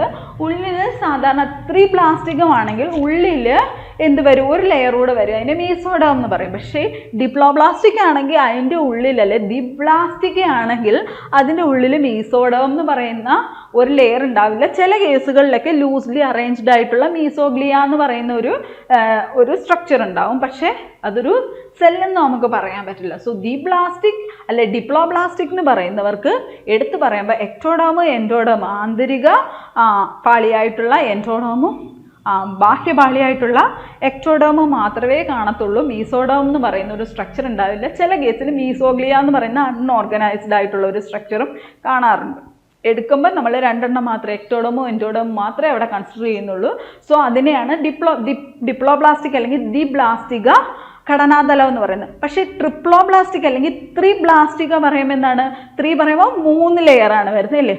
ഔട്ടർ എക്ടോഡേം വരുന്നുണ്ട്, ഇന്നർ എൻഡോഡേം വരുന്നുണ്ട്, അതേപോലെ മധ്യപാളിയായിട്ടുള്ള മീസോഡേമും ഉള്ള എംബ്രിയോണിക് ഡെവലപ്മെൻറ്റൽ സ്റ്റേജിൽ മീസോഡേമും ഉൾപ്പെടെ കാണിക്കുന്ന ആ ഒരു ഗ്രൂപ്പ് ഓഫ് ഓർഗാനിസത്തിനെയാണ് നമ്മൾ എന്ത് പറയുന്നത്? ത്രിപ്ലാസ്റ്റിക ഘടനാതലം എന്ന് പറയുന്നു. ഓക്കെ, ത്രിപ്ലാസ്റ്റിക ഘടനാതലം ആന്തരിക എൻഡോഡേം, മധ്യപാളിയായിട്ടുള്ള മീസോഡേം, ബാഹ്യപാളിയായിട്ടുള്ള എക്ടോഡേം എന്നിങ്ങനെ ഭ്രൂണപാളികളാൽ വിധാനം ചെയ്യപ്പെട്ട കോശങ്ങൾ. ഇതിന് എക്സാമ്പിളാണ് പ്ലാറ്റിഹെൽമിന്തസ് ടു കോർഡേറ്റ വരെയുള്ള ആൾക്കാർ എന്താണ്? ട്രിപ്ലോബ്ലാസ്റ്റിക് ആണ് അല്ലെങ്കിൽ ത്രിപ്ലാസ്റ്റിക് ആണ് കേട്ടോ. പ്ലാറ്റിഹെൽമിന്തസ് ടു ഫൈലം കോർഡേറ്റ പോലെ. ഇതെന്തിനാണ് നമ്മളിങ്ങനെ ഫൈലം പറഞ്ഞ് ചോദിക്കുന്നതെന്ന് വെച്ച് കഴിഞ്ഞാൽ, നാളെ നിങ്ങളോട് താഴെ പറയുന്നില്ലേ ട്രിപ്ലോബ്ലാസ്റ്റിക് ത്രിപ്ലാസ്റ്റിക ഘടനാതലമുള്ള ആരാന്ന് ചോദിച്ചു കഴിഞ്ഞാൽ നമ്മളോട് പറയാം, നമുക്ക് എന്ന എക്സാമ്പിൾ സ്റ്റാർ ഫിഷ് ആണെന്ന് വെച്ച്. അപ്പം നമുക്കറിയാൻ പറ്റും ഇത് പ്ലാറ്റിഹെൽമിന്തസിന് താഴെയുള്ള ആൾക്കാരാണ്. ഓക്കെ, അപ്പോൾ ഇതിനെ എഴുതാൻ പറ്റും. അല്ലെങ്കിൽ നമുക്ക് ത്രിപ്ലാസ്റ്റിക സമമിതി കാണിക്കുന്നു എന്ന് പറഞ്ഞിട്ട് നമുക്കൊരു എക്സാമ്പിൾ തന്നു, സ്പോഞ്ചസ് തന്നു. സ്പോഞ്ചസ് ഇതിനകത്താണ് വരുന്നത്, പോരിഫറയിലാണ് വരുന്നത് അല്ലേ. അല്ലെങ്കിൽ ഒബീലിയ തന്നു, ഒബീലിയ വരുന്നത് സീലൻഡ്രേറ്റയുടെ കൂട്ടത്തിലാണ്. അപ്പം നമുക്ക് ആ ഒരു ഫൈലത്തിൻ്റെ ബേസിസിൽ അവരുടെ എക്സാമ്പിൾസ് അറിയാമെങ്കിൽ ഈ പറയുന്നതിനെ നമുക്ക് സോർട്ട് ചെയ്തിട്ട് നമുക്ക് ഉത്തരം എഴുതാൻ പറ്റും. അല്ലെങ്കിൽ നമ്മളോട് പറയാം, താഴെ പറയുന്നതിൽ ഡിപ്ലോബ്ലാസ്റ്റിക് ആയിട്ടുള്ള ആൾക്കാർ ആരാണെന്ന് കണ്ടുപിടിക്കുക. ഒറീലിയ, സ്പോഞ്ചസും വേറെ ഏതെങ്കിലും തന്നു. അതേപോലെ തന്നെ നമുക്ക് സ്റ്റാർ ഫിഷിനെ തന്നു. അപ്പം നമുക്കറിയാൻ പറ്റും അത് അതിൻ്റെ കൂട്ടത്തിലല്ല, അല്ലെങ്കിൽ ഹിർഡിനേറിയത്തും അത് ആ ഗ്രൂപ്പിലല്ല എന്ന് നമുക്ക് പറയാൻ പറ്റും. സോ അതുകൊണ്ട് ഈ പറയുന്ന രീതിയിൽ ഫൈലത്തിൻ്റെ ബേസിസിൽ നിങ്ങൾ ഈ പറയുന്ന ഘടന അല്ലെങ്കിൽ ക്ലാസിഫിക്കേഷൻ്റെ അടിസ്ഥാനങ്ങൾ പഠിച്ചു വെച്ച് കഴിഞ്ഞാൽ നിങ്ങൾക്ക് സുഖമായിട്ട് മാർക്ക് സ്കോർ ചെയ്യാൻ പറ്റും. സോ ത്രിപ്ലാസ്റ്റിക സമമിതി കാണിക്കുന്ന പ്ലാറ്റിഹെൽമിന്തസ് മുതൽ കോർഡേറ്റ വരെയുള്ള ആൾക്കാരാണ്. സോ അപ്പം ദ്വിപ്ലാസ്റ്റിക സമമിതി കാണിക്കുന്ന പ്ലാറ്റിഹെൽമിന്തസിന് മുകളിലായിരുന്നു ടീനോഫോറയും സീലൻഡ്രേറ്റയും പോരിഫറയും ആണ്. ദ്വിപ്ലാസ്റ്റിക സമമിതി കാണിക്കുന്ന ഫൈലം ടീനോഫിലൻഡ്രേറ്റ ആൻഡ് ടീനോഫോറ. അതിന് മുമ്പിലുള്ള പോരിഫറ അങ്ങനെ അവരുടെ എംബ്രിയോണിക് ഡെവലപ്മെൻറ്റൽ സ്റ്റേജ് ഒന്നും നമുക്ക് കൃത്യമായിട്ട് അറിയത്തില്ല. സോ അതുകൊണ്ട് നമുക്ക് അവരെ കൺസിഡർ ചെയ്യുന്നില്ല. നമ്മളിവിടെ സീലൻഡ്രേറ്റയും ഫൈലം ടീനോഫോറയുമാണ് ദ്വിപ്ലാസ്റ്റിക സമമിതിക്ക് പറയുന്നത്. നെക്സ്റ്റ് ആണ് സീലോം എന്ന് പറയുന്ന ഒരു കൺസെപ്റ്റ്. ഇതേപോലെ രണ്ടും ഒരേ പിക്ചർ പോലെയൊക്കെ തോന്നും, പക്ഷെ രണ്ടും രണ്ട് പിക്ചറാണ്, രണ്ടും രണ്ടായിട്ട് തന്നെ കണക്കാക്കി വെക്കും. സീലം എന്ന് പറയുന്ന കൺസെപ്റ്റ് ഈ പറയുന്ന ആനിമൽസിൻ്റെ ക്ലാസിഫിക്കേഷനിൽ ഏറ്റവും മെയിൻ ആയിട്ടുള്ള ഒരു കൺസെപ്റ്റാണ്. നോക്കി, ബാഹ്യ ഭ്രൂണപാളിയിൽ നിന്ന് നിർമ്മിതമായ ശരീരഭിത്തി. നമ്മൾ നേരത്തെ പറഞ്ഞു എംബ്രിയോണിക് ഡെവലപ്മെൻറ്റൽ സ്റ്റേജ് വരുമ്പം ഏറ്റവും പുറമെ ഒരു എക്ടോഡേം ഉണ്ട്, ഉള്ളിലൊരു ഇൻഡോഡേം ഉണ്ട്, മിഡിലായിട്ട് മീസോഡേം എന്ന് പറയുന്ന ഒരു സ്ട്രക്ചറും ഉണ്ടായിരിക്കും. അപ്പോൾ അതിനുശേഷം ഡെവലപ്മെൻറ്റ്, അതായത് ഭ്രൂണം ഓർഗാനിസം ആയതിനു ശേഷം ബാഹ്യപാളിയിൽ നിന്നുണ്ടായിട്ടുള്ള ബോഡി വാളും അതേപോലെ ആന്തര ഭ്രൂണപാളിയാൽ നിർമ്മിതമായ അന്നപഥത്തിനും ഇടയിൽ മധ്യഭ്രൂണപാളിയാൽ വലയം ചെയ്യപ്പെട്ട ശരീര അറയ്ക്ക് സീലം എന്ന് പറയും. അതായത് നമ്മുടെ ബോഡി വാള് എക്ടോഡേമിൽ നിന്നുണ്ടായി, അതേപോലെ അന്നപഥം എന്ന് പറയുന്നത് എൻഡോഡേമിൽ നിന്നുണ്ടായി. സോ അതിൻ്റെ രണ്ടിൻ്റെയും ഉള്ളിലായിട്ട് വരുന്ന പൊള്ളയായിട്ടുള്ളൊരു ഭാഗമില്ല, ആ ഭാഗം മീസോഡേം വെച്ച് ലൈൻ ചെയ്തിട്ടുണ്ടെങ്കിൽ, അപ്പം മീസോഡേം വെച്ച് ലൈൻ ചെയ്തിട്ടുള്ള ഉള്ളിലുള്ള ക്യാവിറ്റി ഉണ്ടെങ്കിൽ അതിനെയാണ് നമ്മൾ സീലോം എന്ന് പറയുന്നത്. നമ്മുടെ ബോഡിയുടെ വാൾ, അതേപോലെ തന്നെ ഉള്ളിൽ വരുന്ന ഇൻറ്റേർണൽ ഓർഗൻസ്, ഈ ഇൻറ്റേർണൽ ഓർഗൻസിൻ്റെ പുറംവശം എന്ത് ചെയ്യണം, മീസോഡേം വെച്ച് ലൈൻ ചെയ്യണം. അതേപോലെ ബോഡി വാളിൻ്റെ ഉൾവശം മീസോഡേം ലൈനിങ് ഉണ്ടായിരിക്കണം, പക്ഷേ അതിൻ്റെ ഉള്ളിൽ ക്യാവിറ്റിയും ഉണ്ടെങ്കിൽ അതിനെ എന്ത് പറയാൻ പറ്റും, സീലോം എന്ന് പറയാൻ പറ്റും. ഈ സീലോം ഉള്ള ആൾക്കാരെ നമ്മൾ എന്ത് പറയും, സീലോമേറ്റ്സ് എന്ന് പറയും, സീലോമുകൾ ഉള്ളവ എന്ന് പറയും. സീലോം ഇല്ലാത്തവരെയോ എസീലോമേറ്റ്, സീലോം ഇല്ലാത്തവ, എ മീൻസ് ഇല്ല, എസീലോമേറ്റ് സീലോം ഇല്ലാത്തവ എന്നും പറയും. ഓക്കെ, അപ്പോൾ ബാഹ്യപാളിയിൽ നിന്നുണ്ടായിട്ടുള്ള ബോഡി വാൾ ശരീരഭിത്തിക്കും ബാഹ്യപാളിയിൽ നിന്നുണ്ടായ ശരീരഭിത്തിക്കും ആന്തരിക പാളിയിൽ നിന്നുണ്ടായിട്ടുള്ള അന്നപഥത്തിനും ഇടയിൽ മീസോഡേം മധ്യപാളി കൊണ്ട് ലെയർ ചെയ്തിട്ടുള്ള ക്യാവിറ്റി ഉണ്ടെങ്കിൽ അതിനെയാണ് നമ്മൾ എന്ത് പറയുന്നത്, സീലോം എന്ന് പറയുന്നത്. സീലോം കാണപ്പെടുന്ന ജന്തുക്കളെ സീലോമിക ജീവികൾ എന്ന് പറയുന്നു, അല്ലെ സീലോമേറ്റ്സ് എന്ന് പറയുന്നു. അതിനുള്ള ഉദാഹരണമാണ് phylum annelida to chordata. Annelida മുതൽ കോർഡേറ്റ വരെയുള്ള ആൾക്കാരെല്ലാം സീലോമേറ്റ്സ് ആണ്. ഓക്കെ, അനലിഡ മുതൽ കോർഡേറ്റ വരെയുള്ളത്. പക്ഷേ ജന്തുക്കളിൽ ശരീര അറ മധ്യപാളി കോശങ്ങളാൽ ചുറ്റപ്പെട്ടതല്ല. ചില ജന്തുക്കൾ, ഇവിടെ ചില ഇടാൻ മറന്നുപോയി കേട്ടോ, അതുകൊണ്ടാണ് ഒരു കൺഫ്യൂഷൻ വന്നത്. ചില ജന്തുക്കളിൽ ശരീര അറ മീൻസ് ഈ പറയുന്ന സീലോം എന്ന് പറഞ്ഞ ക്യാവിറ്റി മധ്യപാളി കോശങ്ങളാൽ ചുറ്റപ്പെട്ടതല്ല. ബാഹ്യ ആന്തര ഭ്രൂണപാളികൾക്കിടയിൽ മധ്യപാളികളാൽ നിർമ്മിതമായ ചെറു സഞ്ചികൾ ചിതറിക്കിടക്കുന്നതായിട്ട് കാണാം. ചില ജീവികളെ നോക്കിക്കഴിഞ്ഞാൽ, നമ്മുടെ സാധാരണ ഒരു ജീവിയുടെ നോക്കിക്കഴിഞ്ഞു കഴിഞ്ഞാൽ ഇവിടെ എക്ടോഡേമിൽ നിർമ്മിതമായിട്ടുള്ള ഒരു ബാഹ്യപാളി, എൻഡോഡേമിൽ നിർമ്മിതമായിട്ടുള്ള ആന്തരിക പാളി, ഇവിടെ എന്ത് ചെയ്യുന്നു, മീസോഡേം ലെയറുള്ള, ഇത് മീസോഡേം ആണെന്ന് വിചാരിക്കുക, സോറി, നമുക്ക് രണ്ട് കളറിലായിട്ട് വരയ്ക്കാം കേട്ടോ. ഓക്കെ, ഇത് ആന്തരിക പാളി, ഇത് ആന്തരിക പാളി, ഇത് ബാഹ്യപാളി. ഇത് ആന്തരിക പാളി, ഇത് ബാഹ്യപാളിയുമാണെങ്കിൽ ഇതിനുള്ളിൽ എന്ത് വരണമെന്നാണ് പറഞ്ഞത്, ഇതിനുള്ളിൽ വരുന്ന ആന്തരിക പാളിയിൽ നിന്നുണ്ടായിട്ടുള്ള അന്നപഥത്തിൽ മീസോഡേം ലെയർ ഉണ്ടായിരിക്കണം, ബാഹ്യപാളിയിൽ നിന്നുണ്ടായിരിക്കുന്ന ബോഡി വാളിനും മീസോഡേം ലെയർ ഉണ്ടായിരിക്കണം. പക്ഷേ ഇവിടെ ക്യാവിറ്റിയും ഉണ്ടെങ്കിൽ അതിനെയാണ് നമ്മൾ എന്ത് പറയുന്നത്, സീലോം. ഈ ക്യാവിറ്റിക്കാണ് നമ്മൾ സീലോം എന്ന് പറയുന്നത്. പക്ഷെ ചില ഓർഗാനിസത്തിൻ്റെ കേസിൽ ഈ ബാഹ്യപാളിക്കും ആന്തരപാളിക്കും ഉള്ളിൽ ഈ പറയുന്ന മീസോഡേം ലെയർ ഇല്ല. അതിന് പകരം മീസോഡേം ലെയറുള്ള ചെറിയ സഞ്ചികൾ പോലെയുള്ള ഭാഗങ്ങൾ കാണും. പക്ഷെ അത് മീസോഡേം ലെയർ അല്ല, പക്ഷെ ചെറിയ സഞ്ചികൾ പോലെയുള്ള ഭാഗങ്ങൾ കാണും. ഇതുപോലെ അങ്ങനെ കാണുകയാണെങ്കിൽ അവരെയാണ് നമ്മൾ സ്യൂഡോസീലോമേറ്റ്സ് എന്ന് പറയുന്നത്. കാരണം അവിടെ ക്യാവിറ്റി കറക്റ്റായിട്ടുള്ള, നമ്മൾ സീലോം എന്ന് പറയുന്ന കൺസെപ്റ്റ് ആണെങ്കിൽ ബാഹ്യപാളിക്കും ആന്തരപാളിക്കും ഇടയിൽ മീസോഡേം ലെയർ കൊണ്ട് ലൈൻ ചെയ്തിട്ടുള്ള ക്യാവിറ്റി ഉണ്ടായിരിക്കണം. പക്ഷേ ഇവിടെ ക്യാവിറ്റി ഉണ്ട്, അവിടെ മീസോഡേം ലെയർ വെച്ചിട്ടുള്ള ക്യാവിറ്റി അല്ല, അതിന് പകരം മീസോഡേൽ ലെയർ പോലെയുള്ള ചെറിയ സഞ്ചി പോലെയുള്ള ചില ഭാഗങ്ങൾ കാണുന്നുണ്ട്. സീലോം ആണെന്ന് തെറ്റിദ്ധരിപ്പിക്കുന്ന രീതിയിൽ. അതുകൊണ്ട് നമ്മൾ അതിനെ എന്ത് പറയും? കപട സീലോം എന്ന് പറയും. ഈ കപട സീലോം കാണിക്കുന്ന ആൾക്കാരെയാണ് നമ്മൾ കപട സീലോമേറ്റ്സ് അല്ലെങ്കിൽ സ്യൂഡോ സീലോമേറ്റ്സ് എന്ന് പറയുന്നത്. സ്യൂഡോ സീലോം കാണിക്കുന്ന ആൾക്കാർ. ഈ സ്യൂഡോ സീലോം കാണിക്കുന്ന ആൾക്കാരാണ് ആഷൽമിന്തസ് അഥവാ ഉരുണ്ട വിരകൾ എന്നറിയപ്പെടുന്ന ആൾക്കാർ. ഇമ്പോർട്ടൻ്റ് ആയിട്ടുള്ള പോയിൻ്റാണ് കേട്ടോ, ഇമ്പോർട്ടൻറ്റ്. ഓക്കെ, ബാഹ്യപാളികൾക്കും ആന്തരപാളികൾക്കും ഉള്ളിൽ മീസോഡേർമൽ ലെയറുള്ള ക്യാവിറ്റി ഉണ്ടെങ്കിൽ അതിനെ നമ്മൾ സീലോം എന്ന് പറയും. സീലോമുള്ള ആൾക്കാരെ സീലോമേറ്റ്സ് എന്ന് പറയും. അതിന് എക്സാമ്പിൾ ആയിരുന്നു നമ്മുടെ അനലിഡ ടു കോർഡേറ്റ വരുന്ന ഫൈലത്തിലുള്ള എല്ലാവരും സീലോമേറ്റ്സ് ആണ്. പക്ഷെ ചില ആൾക്കാർ ആന്തരിക പാളിക്കും ബാഹ്യപാളിക്കും ഉള്ളിൽ മീസോഡേം ലെയറുള്ള സഞ്ചികൾ പോലെയുള്ള ഭാഗങ്ങൾ കാണപ്പെടുന്നു. ശരിക്കും അത് ക്യാവിറ്റീസ് അല്ല. അതുകൊണ്ട് അതിനെ എന്ത് പറയും? സ്യൂഡോ സീലോം അല്ലെങ്കിൽ കപട സീലോം എന്ന് പറയും. കപട സീലോം കാണിക്കുന്ന ആൾക്കാരെയാണ് സ്യൂഡോ സീലോമേറ്റ്സ് അഥവാ കപട സീലോമേറ്റുകൾ എന്ന് വിളിക്കുന്നത്. അതിന് എക്സാമ്പിളാണ് ആഷൽമിന്തസ് ഫൈലത്തിൽ വരുന്ന എല്ലാ ആൾക്കാരും. ആഷൽമിന്തസ് എല്ലാം സ്യൂഡോ സീലോമേറ്റ്സ് ആണ്. ആഷൽമിന്തസ് എല്ലാം കള്ളന്മാരാണെന്ന് നമുക്ക് പറയാം. അപ്പം ഇത് സ്യൂഡോ സീലോമേറ്റ്സും പറഞ്ഞു. പക്ഷേ അതിനുശേഷം എന്താ, ചിലരിൽ ഈ പറയുന്ന ആന്തരിക പാളിക്കും ബാഹ്യപാളിക്കും ഉള്ളിൽ ക്യാവിറ്റി കാണത്തില്ല. ആ ക്യാവിറ്റി ഇല്ലാത്ത ആൾക്കാരെ നമ്മൾ എന്ത് പറയും? എസീലോമേറ്റ്സ് അല്ലെങ്കിൽ സീലോം ഇല്ലാത്ത ആൾക്കാരെന്ന് പറയും. ചില ജീവികൾ ഒരു മിനിറ്റ്,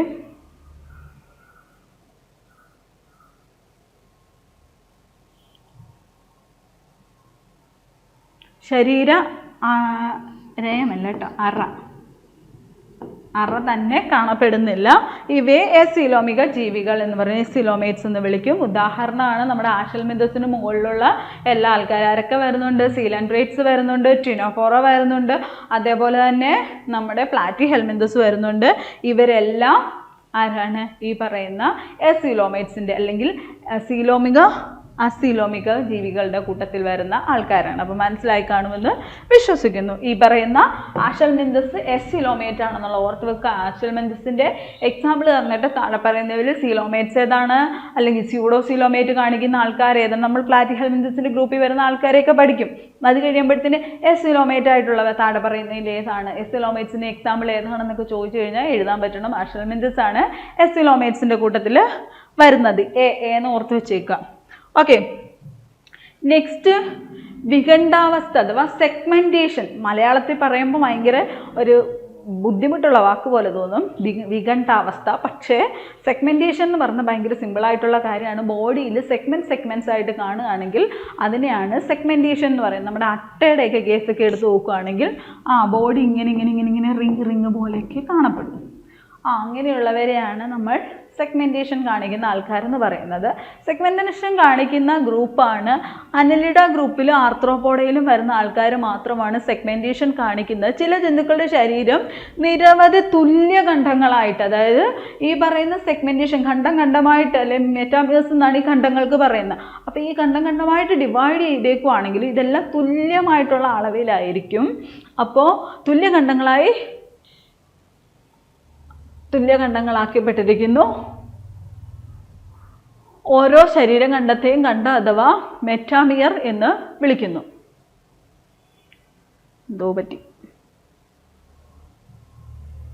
അപ്പം ചില ജന്തുക്കളുടെ ശരീരം അനവധി തുല്യ ഖണ്ഡമായിട്ട് ഡിവൈഡ് ചെയ്ത് വിഭജിക്കപ്പെട്ടിരിക്കുന്നു എന്നുള്ളതാണ് ഇവിടെ ഉദ്ദേശിച്ചത് കേട്ടോ.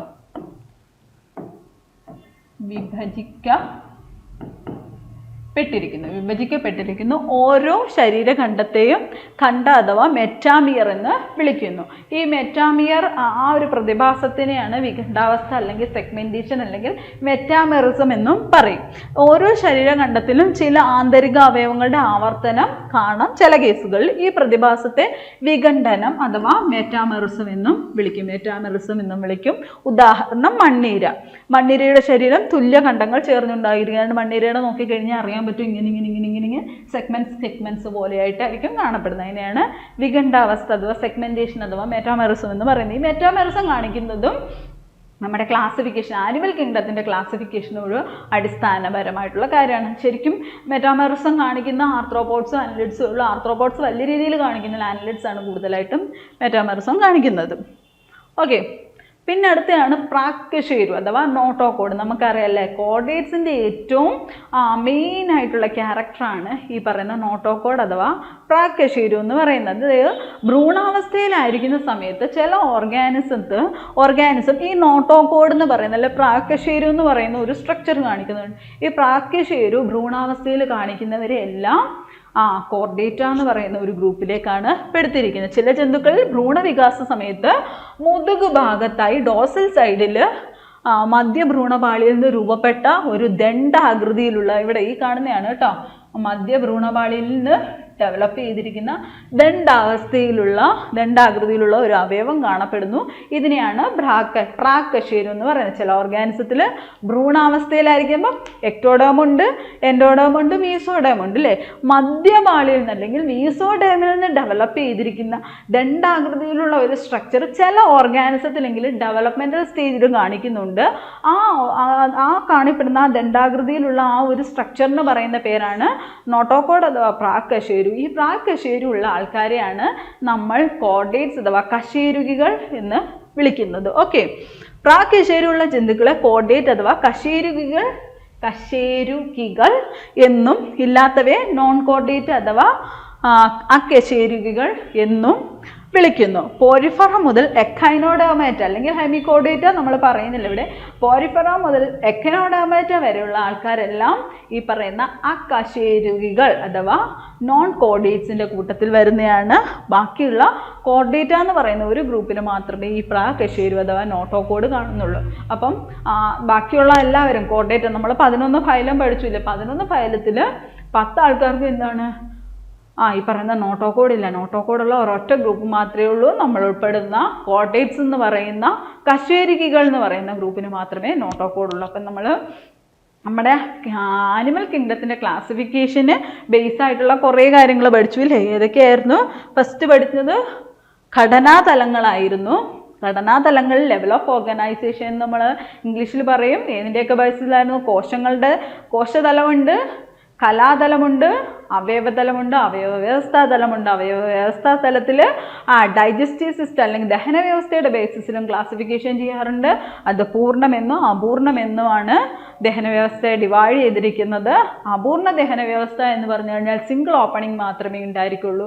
പൂർണ്ണ ദഹന വ്യവസ്ഥ എന്ന് പറഞ്ഞു കഴിഞ്ഞാൽ 2 ഓപ്പണിംഗ് ഉണ്ടായിരിക്കും, വായയും ഉണ്ടായിരിക്കും, മലദ്വാര അഥവാ ഏനൽ ഓപ്പണിംഗും ഉണ്ടെങ്കിൽ അതിനെ പൂർണ്ണ ദഹന വ്യവസ്ഥ എന്ന് പറയും. പിന്നെ രണ്ടാമത്തെ ഒരു ഇതായിരുന്നു രക്തപര്യന വ്യവസ്ഥ. അടഞ്ഞ രക്തപര്യന വ്യവസ്ഥയെന്നും തുറന്ന രക്തപര്യന വ്യവസ്ഥയെന്നും. അടഞ്ഞ രക്തപര്യന വ്യവസ്ഥയാണെങ്കിൽ അവിടെ ക്യാപ്പിലറീസ് അല്ലെങ്കിൽ വെയിൻസ്, ക്യാപ്പിലറീസ്, ആർട്ടറീസ് പോലെയുള്ള സ്പെഷ്യലൈസ്ഡ് സ്ട്രക്ചർ വഴിയായിരിക്കും ബ്ലഡ് പാസ് ചെയ്യുന്നത്.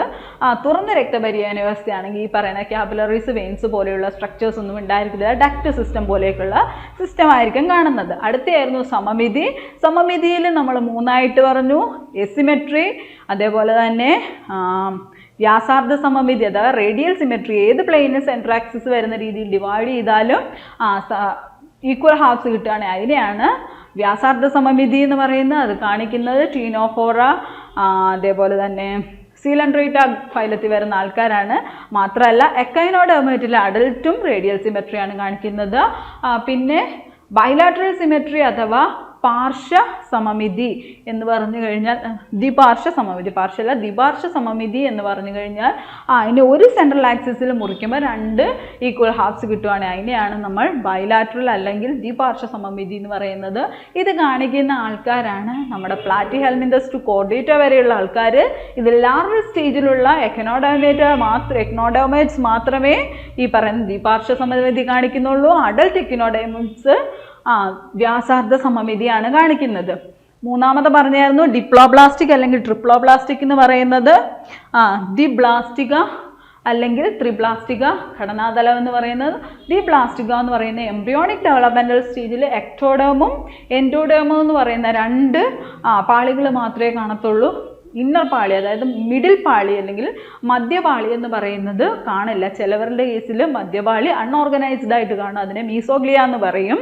പക്ഷേ ചില കേസുകളിൽ ആന്തരിക പാളി, മധ്യപാളി, ബാഹ്യപാളി അങ്ങനെ 3 എക്ടോഡേം, എൻഡോഡേം, മീസോഡേം എന്ന് പറയുന്ന 3 ലെയർ ഭ്രൂണപാളികൾ കാണുന്നുണ്ട്. അങ്ങനെയുള്ളവരെയാണ് ത്രിബ്ലാസ്റ്റിക് ഓർഗാനിസംസ് അല്ലെങ്കിൽ ത്രിബ്ലാസ്റ്റിക ഘടനാതലം എന്ന് പറയുന്നത്. അതിനകത്ത് നമ്മുടെ പ്ലാറ്റിഹെൽമിന്തസ് മുതൽ കോർഡേറ്റ വരെ ത്രിബ്ലാസ്റ്റികം കാണിക്കുന്നുണ്ട്. അതിന് മുകളിലുള്ള ടീനോഫോറയും സീലൻട്രേറ്റയും അല്ലെങ്കിൽ സീലൻട്രേറ്റ അഥവാ നിഡേറിയെ എന്ത് കാണിക്കുന്നു? ത്രിബ്ലാസ്റ്റിക സമമിതിയാണ് കാണിക്കുന്നത്. അടുത്തയായിരുന്നു നമ്മുടെ സീലോം എന്ന് പറയുന്നത്.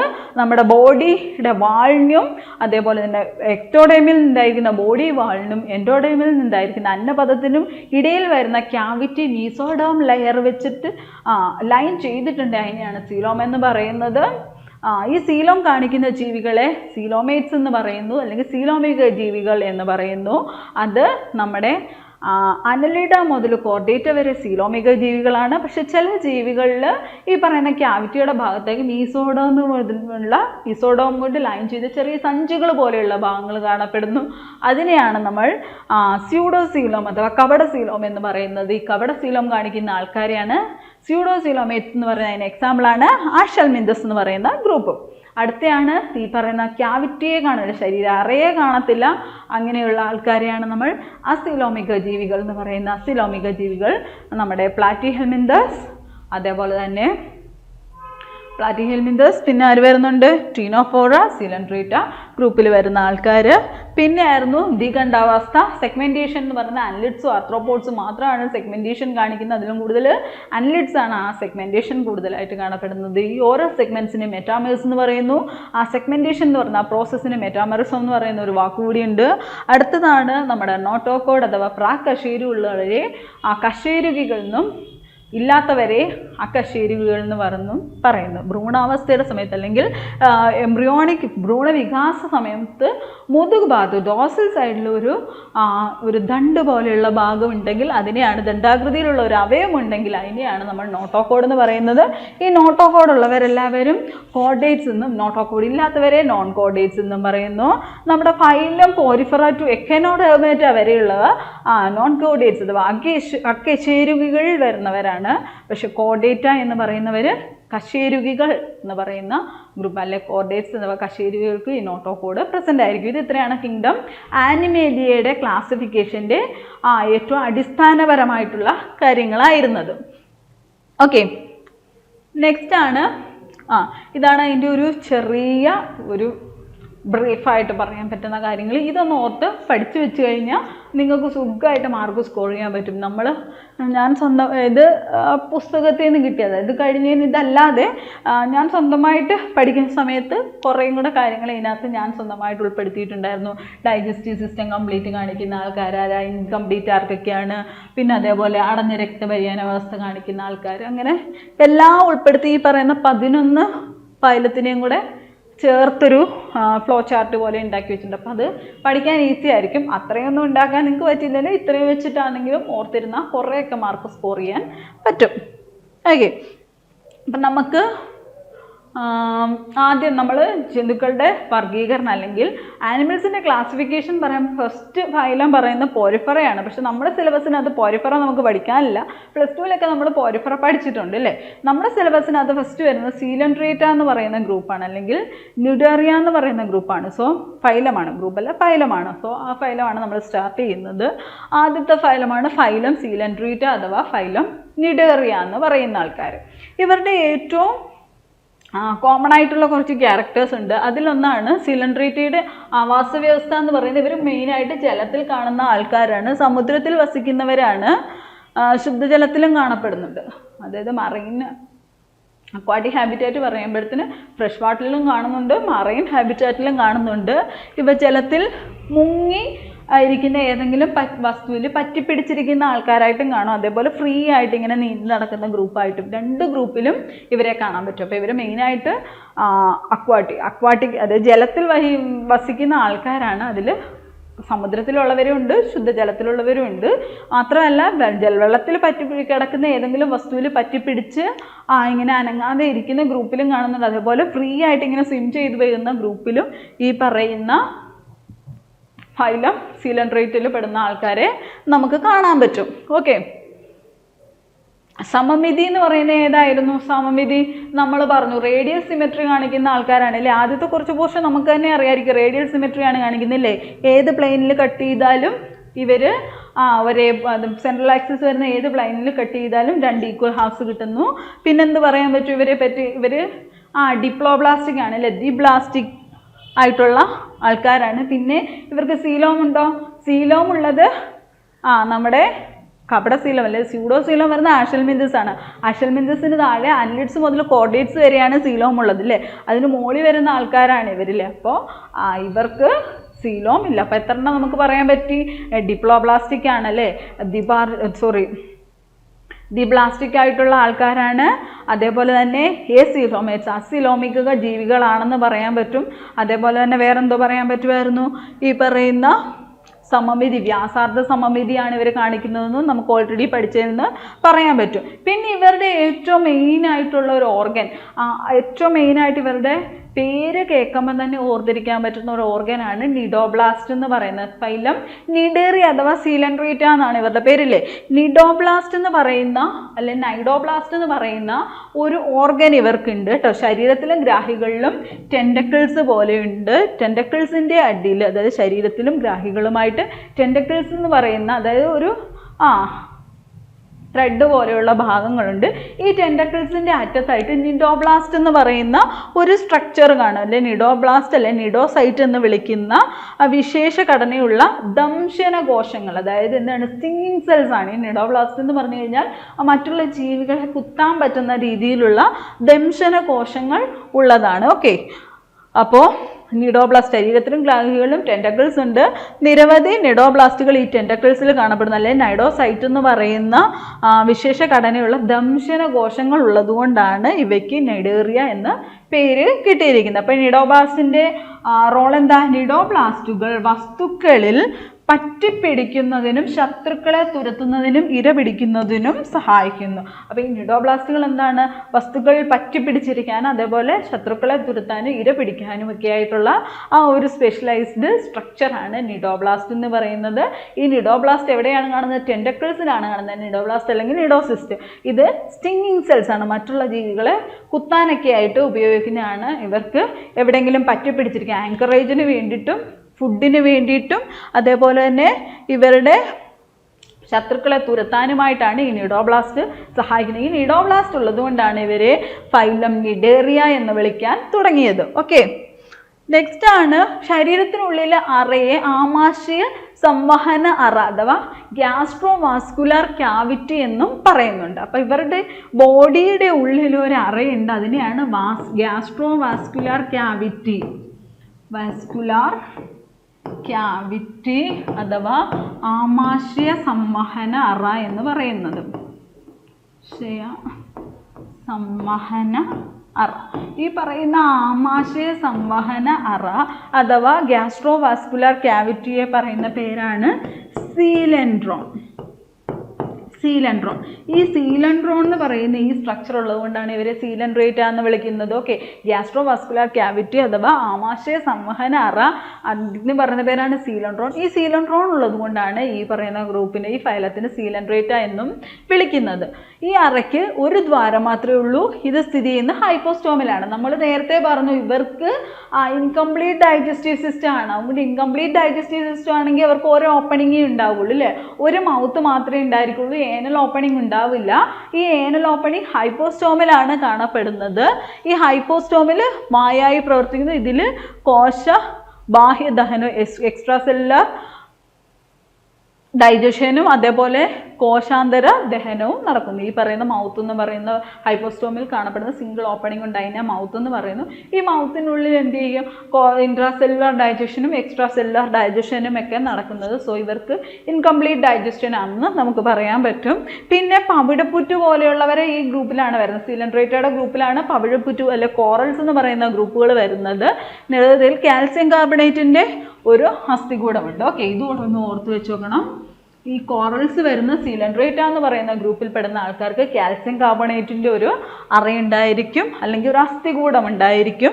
പിന്നെ പുനരുൽപാദനം, അതായത് അവരുടെ പ്രത്യുൽപാദനം എന്ന് പറയുന്നത് ലൈംഗികവും അലൈംഗികവുമായിട്ടുള്ള പ്രത്യുൽപാദനവും ഇവർ കാണിക്കുന്നുണ്ട്. ഓക്കെ, ലൈംഗിക പ്രത്യുൽപാദനവും കാണിക്കുന്നുണ്ട്, അലൈംഗിക പ്രത്യുൽപാദനവും കാണിക്കുന്നുണ്ട്. കോറൽസ് പോലെയുള്ള ജീവികളാണെങ്കിൽ അവരുടെ ബാഹ്യ അസ്ഥികൂടം എന്ന് പറയുന്നത് കാൽസ്യം കാർബണേറ്റിനാൽ നിർമ്മിതമായിട്ടുള്ള ഒരു അസ്ഥികൂടം പോലെയുള്ള സ്ട്രക്ചറും ആയിരിക്കും. ആരെയാണ്? നമ്മുടെ സിലിണ്ടറേറ്റ്. ഇവർക്ക് ഗ്യാസ്ട്രോവാസ്കുലർ ആമാശയ സംവഹന അറയും ഉണ്ടായിരിക്കും. ഓക്കെ, ഇവർക്ക് പോളിമോർഫിസം നമ്മുടെ സിലബസിനകത്ത് എടുത്തു പറഞ്ഞിട്ടുള്ള ഒരു വാക്കാണ് പോളിമോർഫിസം. പോളിമോർഫിസം കാണിക്കുന്നുണ്ട്. അതായത് ഇവരുടെ ഒരേ സ്പീഷീസിനുള്ളിൽ വ്യത്യസ്ത ഘടനാപരവും പ്രവർത്തനപരവുമായ രൂപങ്ങളുടെ അസ്തിത്വത്തെയാണ് പോളിമോർഫിസം എന്ന് പറയുന്നത്. അപ്പം നിങ്ങൾ അത്രയും വലിയ സെൻറ്റൻസ് ഒന്നും പഠിച്ചു വെക്കേണ്ട. ഒരേ ഗ്രൂപ്പിൽ തന്നെ രണ്ട് ടൈപ്പ് ഓഫ് ആൾക്കാർ, ഒരേ ജീവികളിൽ തന്നെ രണ്ട് ടൈപ്പ് ഓഫ് ആൾക്കാർ കാണുകയാണ് അതിനെ പോളിമോർഫിസം എന്ന് പറയും. ഒരേ സ്പീഷീസിനുള്ളിൽ, ജീവികളല്ല, ഒരേ സ്പീഷീസിനുള്ളിൽ വ്യത്യസ്ത ഘടനാപരവും പ്രവർത്തനപരവുമായ രൂപങ്ങളുണ്ട്. അതിനെ പോളിമോർഫിസം എന്ന് പറയുന്നത്. നമ്മൾ ആ ഡീറ്റെയിൽസ് പറയുമ്പോൾ നിങ്ങൾക്ക് കുറച്ചുകൂടെ മനസ്സിലാകും. അതായത് നൈഡേറിയയിൽ പ്രധാനമായിട്ടും രണ്ട് ശരീരഘടനകൾ കാണുന്നു, കുഴലുകളും കൂടകളും. ഓക്കെ, പോളിപ്പ്, മെഡ്യൂസ, ഇങ്ങനെ രണ്ട് ശരീരഘടനകൾ കാണും നൈഡേറിയൻസ്. പോളിപ്പായിട്ടും കാണും, മെഡ്യൂസ എന്ന് പറഞ്ഞും കാണും. ഇതാണ് പോളിപ്പ് എന്ന് പറയുന്നത്, ഇത് മെഡ്യൂസ എന്ന് പറയുന്നത്. ഈ കുഴലുകളും കൂടകളും എന്ന് പറയുന്നത്, ഇത് പോളിപ്പാണെങ്കിൽ ഒരു കുഴല് പോലെയുള്ള ഇതായിരിക്കും കാണിക്കുന്നത്, മെഡ്യൂസ ആണെങ്കിൽ ഒരു കൂട പോലെയുള്ള സ്ട്രക്ചർ ആയിരിക്കും. ഈ രണ്ട് രീതിയിലാണ് നമ്മുടെ സിലിണ്ടറേറ്റ്സ് മെയിനായിട്ട് കാണപ്പെടുന്നത്. ഏതെങ്കിലും വസ്തുക്കളിൽ അതായത് പോളിപ്പാണെങ്കിൽ ഏതെങ്കിലും വസ്തുവിൽ പറ്റിപ്പിടിച്ച് അവിടെ ഇരിക്കുന്ന പോലെയുള്ള കുഴൽ രൂപത്തിലുള്ള ആൾക്കാരാണ് പോളിപ്പുകൾ എന്ന് പറയുന്നത്, ഇല്ലേ? ഇതിൻ്റെ പുറത്ത് ഇങ്ങനെ പറ്റിപ്പിടിച്ചിരിക്കുന്ന കുഴൽ പോലെയുള്ള ആൾക്കാരെയാണ് നമ്മൾ പോളിപ്പുകൾ എന്ന് പറയുന്നത്. ഇതിന് എക്സാമ്പിളാണ് ഹൈഡ്ര, അഡാംസിയ ഒക്കെ വരുന്നത്. Example hydra, അഡാംസിയ. ഓക്കെ, അപ്പം പോളിപ്പുകളും ഉണ്ട്, മെഡ്യൂസയുണ്ട്. പോളിപ്പുകൾ എന്ന് പറഞ്ഞാൽ എവിടെയെങ്കിലും പറ്റിപ്പിടിച്ചിരിക്കുന്ന കുഴൽ പോലെയുള്ള ആൾക്കാരാണ്. പക്ഷെ മെഡ്യൂസ അല്ലെങ്കിൽ കുഴൽ, പോളിപ്പിൻ്റെ വേറെ മലയാളത്തിൽ കുഴലുകൾ എന്ന് പറയും, മെഡ്യൂസയാണെങ്കിൽ കൂടകൾ എന്ന് പറയും. ഇവരാണെങ്കിൽ സ്വതന്ത്രമായി നീന്തി നടക്കുന്ന ആൾക്കാരാണ് മെഡ്യൂസ. അതിന് എക്സാമ്പിളാണ് ഒറീലിയ, ജെല്ലി ഫിഷ് എന്നൊക്കെ പറയുന്ന ആൾക്കാർ. ഒറീലിയ അഥവാ ജെല്ലി ഫിഷ്, ഇവർ സ്വതന്ത്രമായിട്ട് ഇങ്ങനെ നീന്തി നടക്കും. ജെല്ലി ഫിഷ് കണ്ടിട്ടില്ല, ഇങ്ങനെ നീന്തി നീന്തി നീന്തി വെള്ളത്തിനകത്ത് കിടക്കുന്നുണ്ട്. അതേപോലെ നൈഡേറിയയിൽ അതിൻ്റെ ജീവിതഘട്ടത്തിൽ മുകളിൽ പറഞ്ഞ രണ്ട് രൂപങ്ങളും കാണിക്കുന്നുണ്ട്. അതിനെയാണ് പോളിമോർഫിസം എന്ന് പറയുന്നത്. ഓക്കെ, അപ്പോൾ പോളിപ്പ് എന്ന് പറയുന്ന ഒരു ഗ്രൂപ്പുണ്ട്, എവിടെയെങ്കിലും പറ്റിപ്പിടിച്ചിരിക്കുന്ന കുഴൽ പോലെയുള്ള ആൾക്കാർ. അവർക്ക് ഒന്നിനും വയ്യ, അവരെവിടെയെങ്കിലും പിടിച്ചെങ്ങനെ ഇരിക്കും. പ്രായമായി പോളിപ്പുകൾക്ക്, അവർക്കൊന്നിനും വയ്യ. പക്ഷേ മെഡ്യൂസ എപ്പോഴും ഇങ്ങനെ നീന്തി നടക്കുന്ന ഫ്രീ സ്വിമ്മിങ് ആയിട്ടുള്ള ആൾക്കാരാണ് മെഡ്യൂസ. ഇത് രണ്ടും ഈ പറയുന്ന സിലിണ്ടറേറ്റ്സ് അവരുടെ ഒരു സ്പീഷീസ് തന്നെ അതിൻ്റെ ജീവിതഘട്ടത്തിൽ ഈ രണ്ട് സ്ട്രക്ചേഴ്സും കാണിക്കും. അതിനെയാണ് പോളിമോർഫിസം എന്ന് പറയുന്നത്. ഓക്കെ, അപ്പോൾ ഈ മെഡ്യൂസയ്ക്ക് എക്സാമ്പിളാണ് ഒറീലിയ അഥവാ ജെല്ലി ഫിഷ് എന്ന് പറയുന്നത്. പോളിപ്പിന് എക്സാമ്പിളാണ് ഹൈഡ്രയും അഡാംസിയും. എക്സാമ്പിൾസ് നോക്കി വെച്ചോണം. അതായത് നമ്മളിപ്പം പറഞ്ഞു, ഒരു ജീവി തന്നെ ഒരു ജീവിതഘട്ടത്തിൽ രണ്ട് സ്ട്രക്ചേഴ്സും കാണിക്കുകയാണെങ്കിൽ അതിനെയാണ് പോളിമോർഫിസം എന്ന് പറയുന്നത്. അതായത് ഈ പ്രതിഭാസത്തെ അനുവർത്തന അഥവാ ഓൾട്ടർനേഷൻ ഓഫ് ജനറേഷൻ എന്ന് പറയുന്നു. ഇമ്പോർട്ടൻ്റ് ആയിട്ടുള്ള കാര്യമാണ്, ക്വസ്റ്റ്യൻ ചോദിക്കും, ഇമ്പോർട്ടൻ്റ് ആണ്. ഓൾട്ടർനേഷൻ ഓഫ് ജനറേഷൻ അഥവാ അനുവർത്തനം. അതായത് സിലിണ്ടറേറ്റ വിഭാഗത്തിൽപ്പെടുന്ന ആൾക്കാർ മെയിനായിട്ടും രണ്ട് ജീവിതഘട്ടങ്ങളാണ് കാണിക്കുന്നത്. ഒന്ന് പോളിപ്പായിട്ടും ഒന്ന് മെഡ്യൂസയായിട്ടും. പോളിപ്പ് എന്ന് പറഞ്ഞു കഴിഞ്ഞാൽ എവിടെയെങ്കിലും പറ്റിപ്പിടിച്ചിരിക്കുന്ന സെസൈലായിട്ടുള്ള ഇനാക്റ്റീവ്, അതായത് പറ്റിപ്പിടിച്ചിരിക്കുന്ന രീതിയിലുള്ള കുഴൽ പോലെയുള്ള സ്ട്രക്ചറിനെയാണ് പോളിപ്പ് എന്ന് പറയുന്നത്. മെഡ്യൂസ എന്ന് പറയുന്ന കൂട പോലെയുള്ള ഫ്രീ സ്വിമ്മിങ് ആയിട്ടുള്ള സ്ട്രക്ചറാണ് കാണപ്പെടുന്നത്. ഈ സിലിണ്ടറേറ്റ ഗ്രൂപ്പിൽ പെടുന്ന ചില ആൾക്കാരുടെ ജീവിതഘട്ടത്തിൽ ഈ രണ്ട് ഘട്ടങ്ങളും കാണിക്കുന്നു. അതിനെയാണ് നമ്മൾ അനുവർത്തനം അഥവാ ഓൾട്ടർനേഷൻ ഓഫ് ജനറേഷൻ എന്ന് പറയുന്നത്, അഥവാ മെറ്റാജെനിസിസ് എന്നും പറയും കേട്ടോ. മെറ്റാജെനിസിസ്, അനുവർത്തനം, ഓൾട്ടർനേഷൻ ഓഫ് ജനറേഷൻ എല്ലാം ഒന്ന് തന്നെയാണ്. അതായത് പോളിപ്പിൽ നിന്ന് മെഡ്യൂസ ഉണ്ടാവും, മെഡ്യൂസയിൽ നിന്ന് പോളിപ്പ് ഉണ്ടാവും. അതിന് എക്സാമ്പിളാണ് ഒബീലിയ എന്ന് പറയുന്നത് കേട്ടോ. ഇവിടെ പോയതാണ്, ഒബീലിയ ആണ് കേട്ടോ, ഒബീലിയ. ഓക്കെ, ഒബീലിയ എന്ത് ചെയ്യുമെന്ന് വെച്ചാൽ പോളിപ്പ് ഇങ്ങനെ ഇരിക്കുകയാണ് അല്ലേ, പോളിപ്പിന് പ്രത്യേകിച്ചൊന്നും ചെയ്യാൻ വയ്യ, അനങ്ങാതെ എവിടെയെങ്കിലും ഇരിക്കും. ഈ പോളിപ്പ് എന്ത് ചെയ്യും? അലൈംഗിക പ്രത്യുൽപാദനത്തിലൂടെ മെഡ്യൂസ ഉണ്ടാക്കും. പോളിപ്പ് എന്ത് ചെയ്യും? പോളിപ്പിൽ നിന്ന് അലൈംഗിക പ്രത്യുൽപാദനം വഴി മെഡ്യൂസ ഉണ്ടാകും. പക്ഷെ മെഡ്യൂസ എന്ന് പറഞ്ഞു കഴിഞ്ഞാൽ ഇങ്ങനെ ആക്റ്റീവായിട്ട് നീന്തി തുടിച്ച് നടക്കുന്ന ആൾക്കാരാണല്ലോ. അപ്പോൾ ഈ മെഡ്യൂസ എന്ത് ചെയ്യും? ഗ്യാമീറ്റ്സ് ഒക്കെ ഫോം ചെയ്യും. ഗ്യാമീറ്റ്സ് ഒക്കെ ഫോം ചെയ്തിട്ട് ലൈംഗിക പ്രത്യുൽപാദനത്തിലൂടെ പോളിപ്പിനെ ഉണ്ടാക്കും. പക്ഷേ അപ്പം മെഡ്യൂസ നല്ല ആക്റ്റീവായിട്ടിരിക്കുന്ന ആളാണ്. അവർ ഗ്യാമേറ്റൊക്കെ ഉണ്ടാക്കിയിട്ട് ലൈംഗിക പ്രത്യുൽപാദനം വഴി പോളിപ്പ് ഉണ്ടാക്കും. പക്ഷെ പോളിപ്പിന് എന്താണ്? ഒന്നും ചെയ്യാൻ വയ്യ, എവിടെയെങ്കിലും പറ്റിപ്പിടിച്ചിരിക്കാനേ പറ്റുള്ളൂ. സോ അവർ വീണ്ടും ലൈംഗിക പ്രത്യുൽപാദനം വഴി മെഡ്യൂസ ഉണ്ടാക്കും.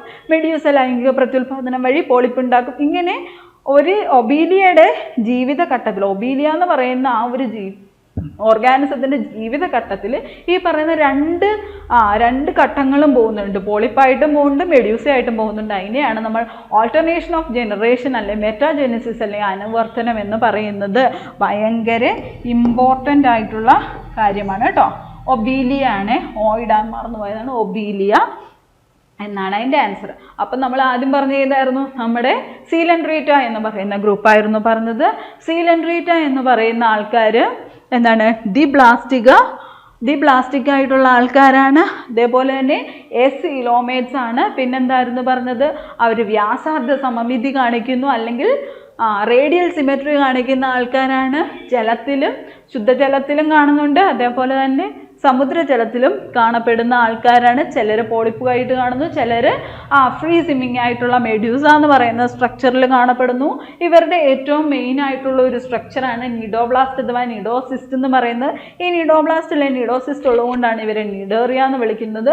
ഈ നിഡോബ്ലാസ്റ്റ് ടെൻഡക്കിൾസിലാണ് കാണപ്പെടുന്നത്. ടെൻഡക്കിൾസിൽ കാണപ്പെടുന്ന നിഡോബ്ലാസ്റ്റ് സ്റ്റിങ്ങിങ് സെൽസ് ആയിട്ടാണ് ആക്ട് ചെയ്യുന്നത്. മറ്റുള്ള ജീവികളെ കുത്താൻ, അതായത് ഇരപിടിക്കാനും ആങ്കറേജിനും, അത് അവർക്ക് എവിടെയെങ്കിലും പറ്റിപ്പിടിച്ചിരിക്കാനും അതേപോലെ തന്നെ ശത്രുക്കളിൽ നിന്ന് രക്ഷ നേടാനുമായിട്ടാണ് ഈ പറയുന്ന നിഡോബ്ലാസ്റ്റ് എന്ന് പറയുന്ന സ്ട്രക്ചർ ഉപയോഗിക്കുന്നത്. മാത്രമല്ല ഇവരുടെ ശരീരത്തിൽ ആമാശയ സംവഹന അറ അഥവാ ഗ്യാസ്ട്രോവാസ്കുലർ ക്യാവിറ്റി കാണുന്നുണ്ട്. അതിനെ സീലൻഡ്രോൺ എന്ന് വിളിക്കുന്നു.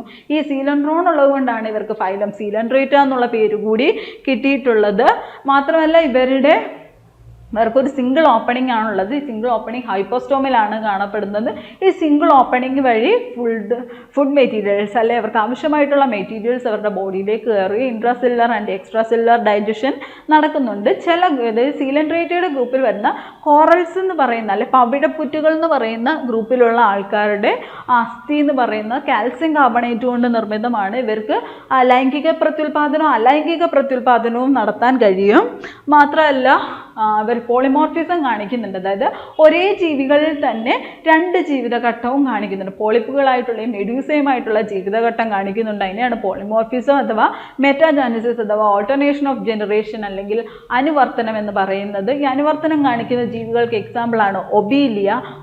അതിൻ്റെ ജീവിതഘട്ടത്തിൽ പോളിപ്പായിട്ടും മെഡ്യൂസയായിട്ടും കാണപ്പെടുന്നുണ്ട്. പോളിപ്പ് അലൈംഗിക പ്രത്യുൽപാദനം വഴി മെഡ്യൂസയെ ഉൽപ്പാദിപ്പിക്കുമ്പോൾ അല്ലെ ഉണ്ടാക്കുമ്പോൾ, മെഡ്യൂസ എന്ന് പറയുന്ന ഒരു ജീവിവർഗത്തെ ഉണ്ടാക്കും അല്ലെ ഒരു ഫോമിനെ ഉണ്ടാക്കുമ്പോൾ മെഡ്യൂസ ലൈംഗിക പ്രത്യുൽപാദനം വഴി പോളിപ്പിനെ ഉണ്ടാക്കുന്നു. മാത്രമല്ല പോളിപ്പായിട്ട് കാണപ്പെടുന്ന വേറെ കുറച്ച് ജീവികളുണ്ട്. അതിൻ്റെ പോളിപ്പ് എന്ന് പറഞ്ഞു കഴിഞ്ഞാൽ കുടലുകൾ പോലെയുള്ളതാണ്, എവിടെയെങ്കിലും പറ്റിപ്പിടിച്ചിരിക്കുന്ന ആൾക്കാരാണ്.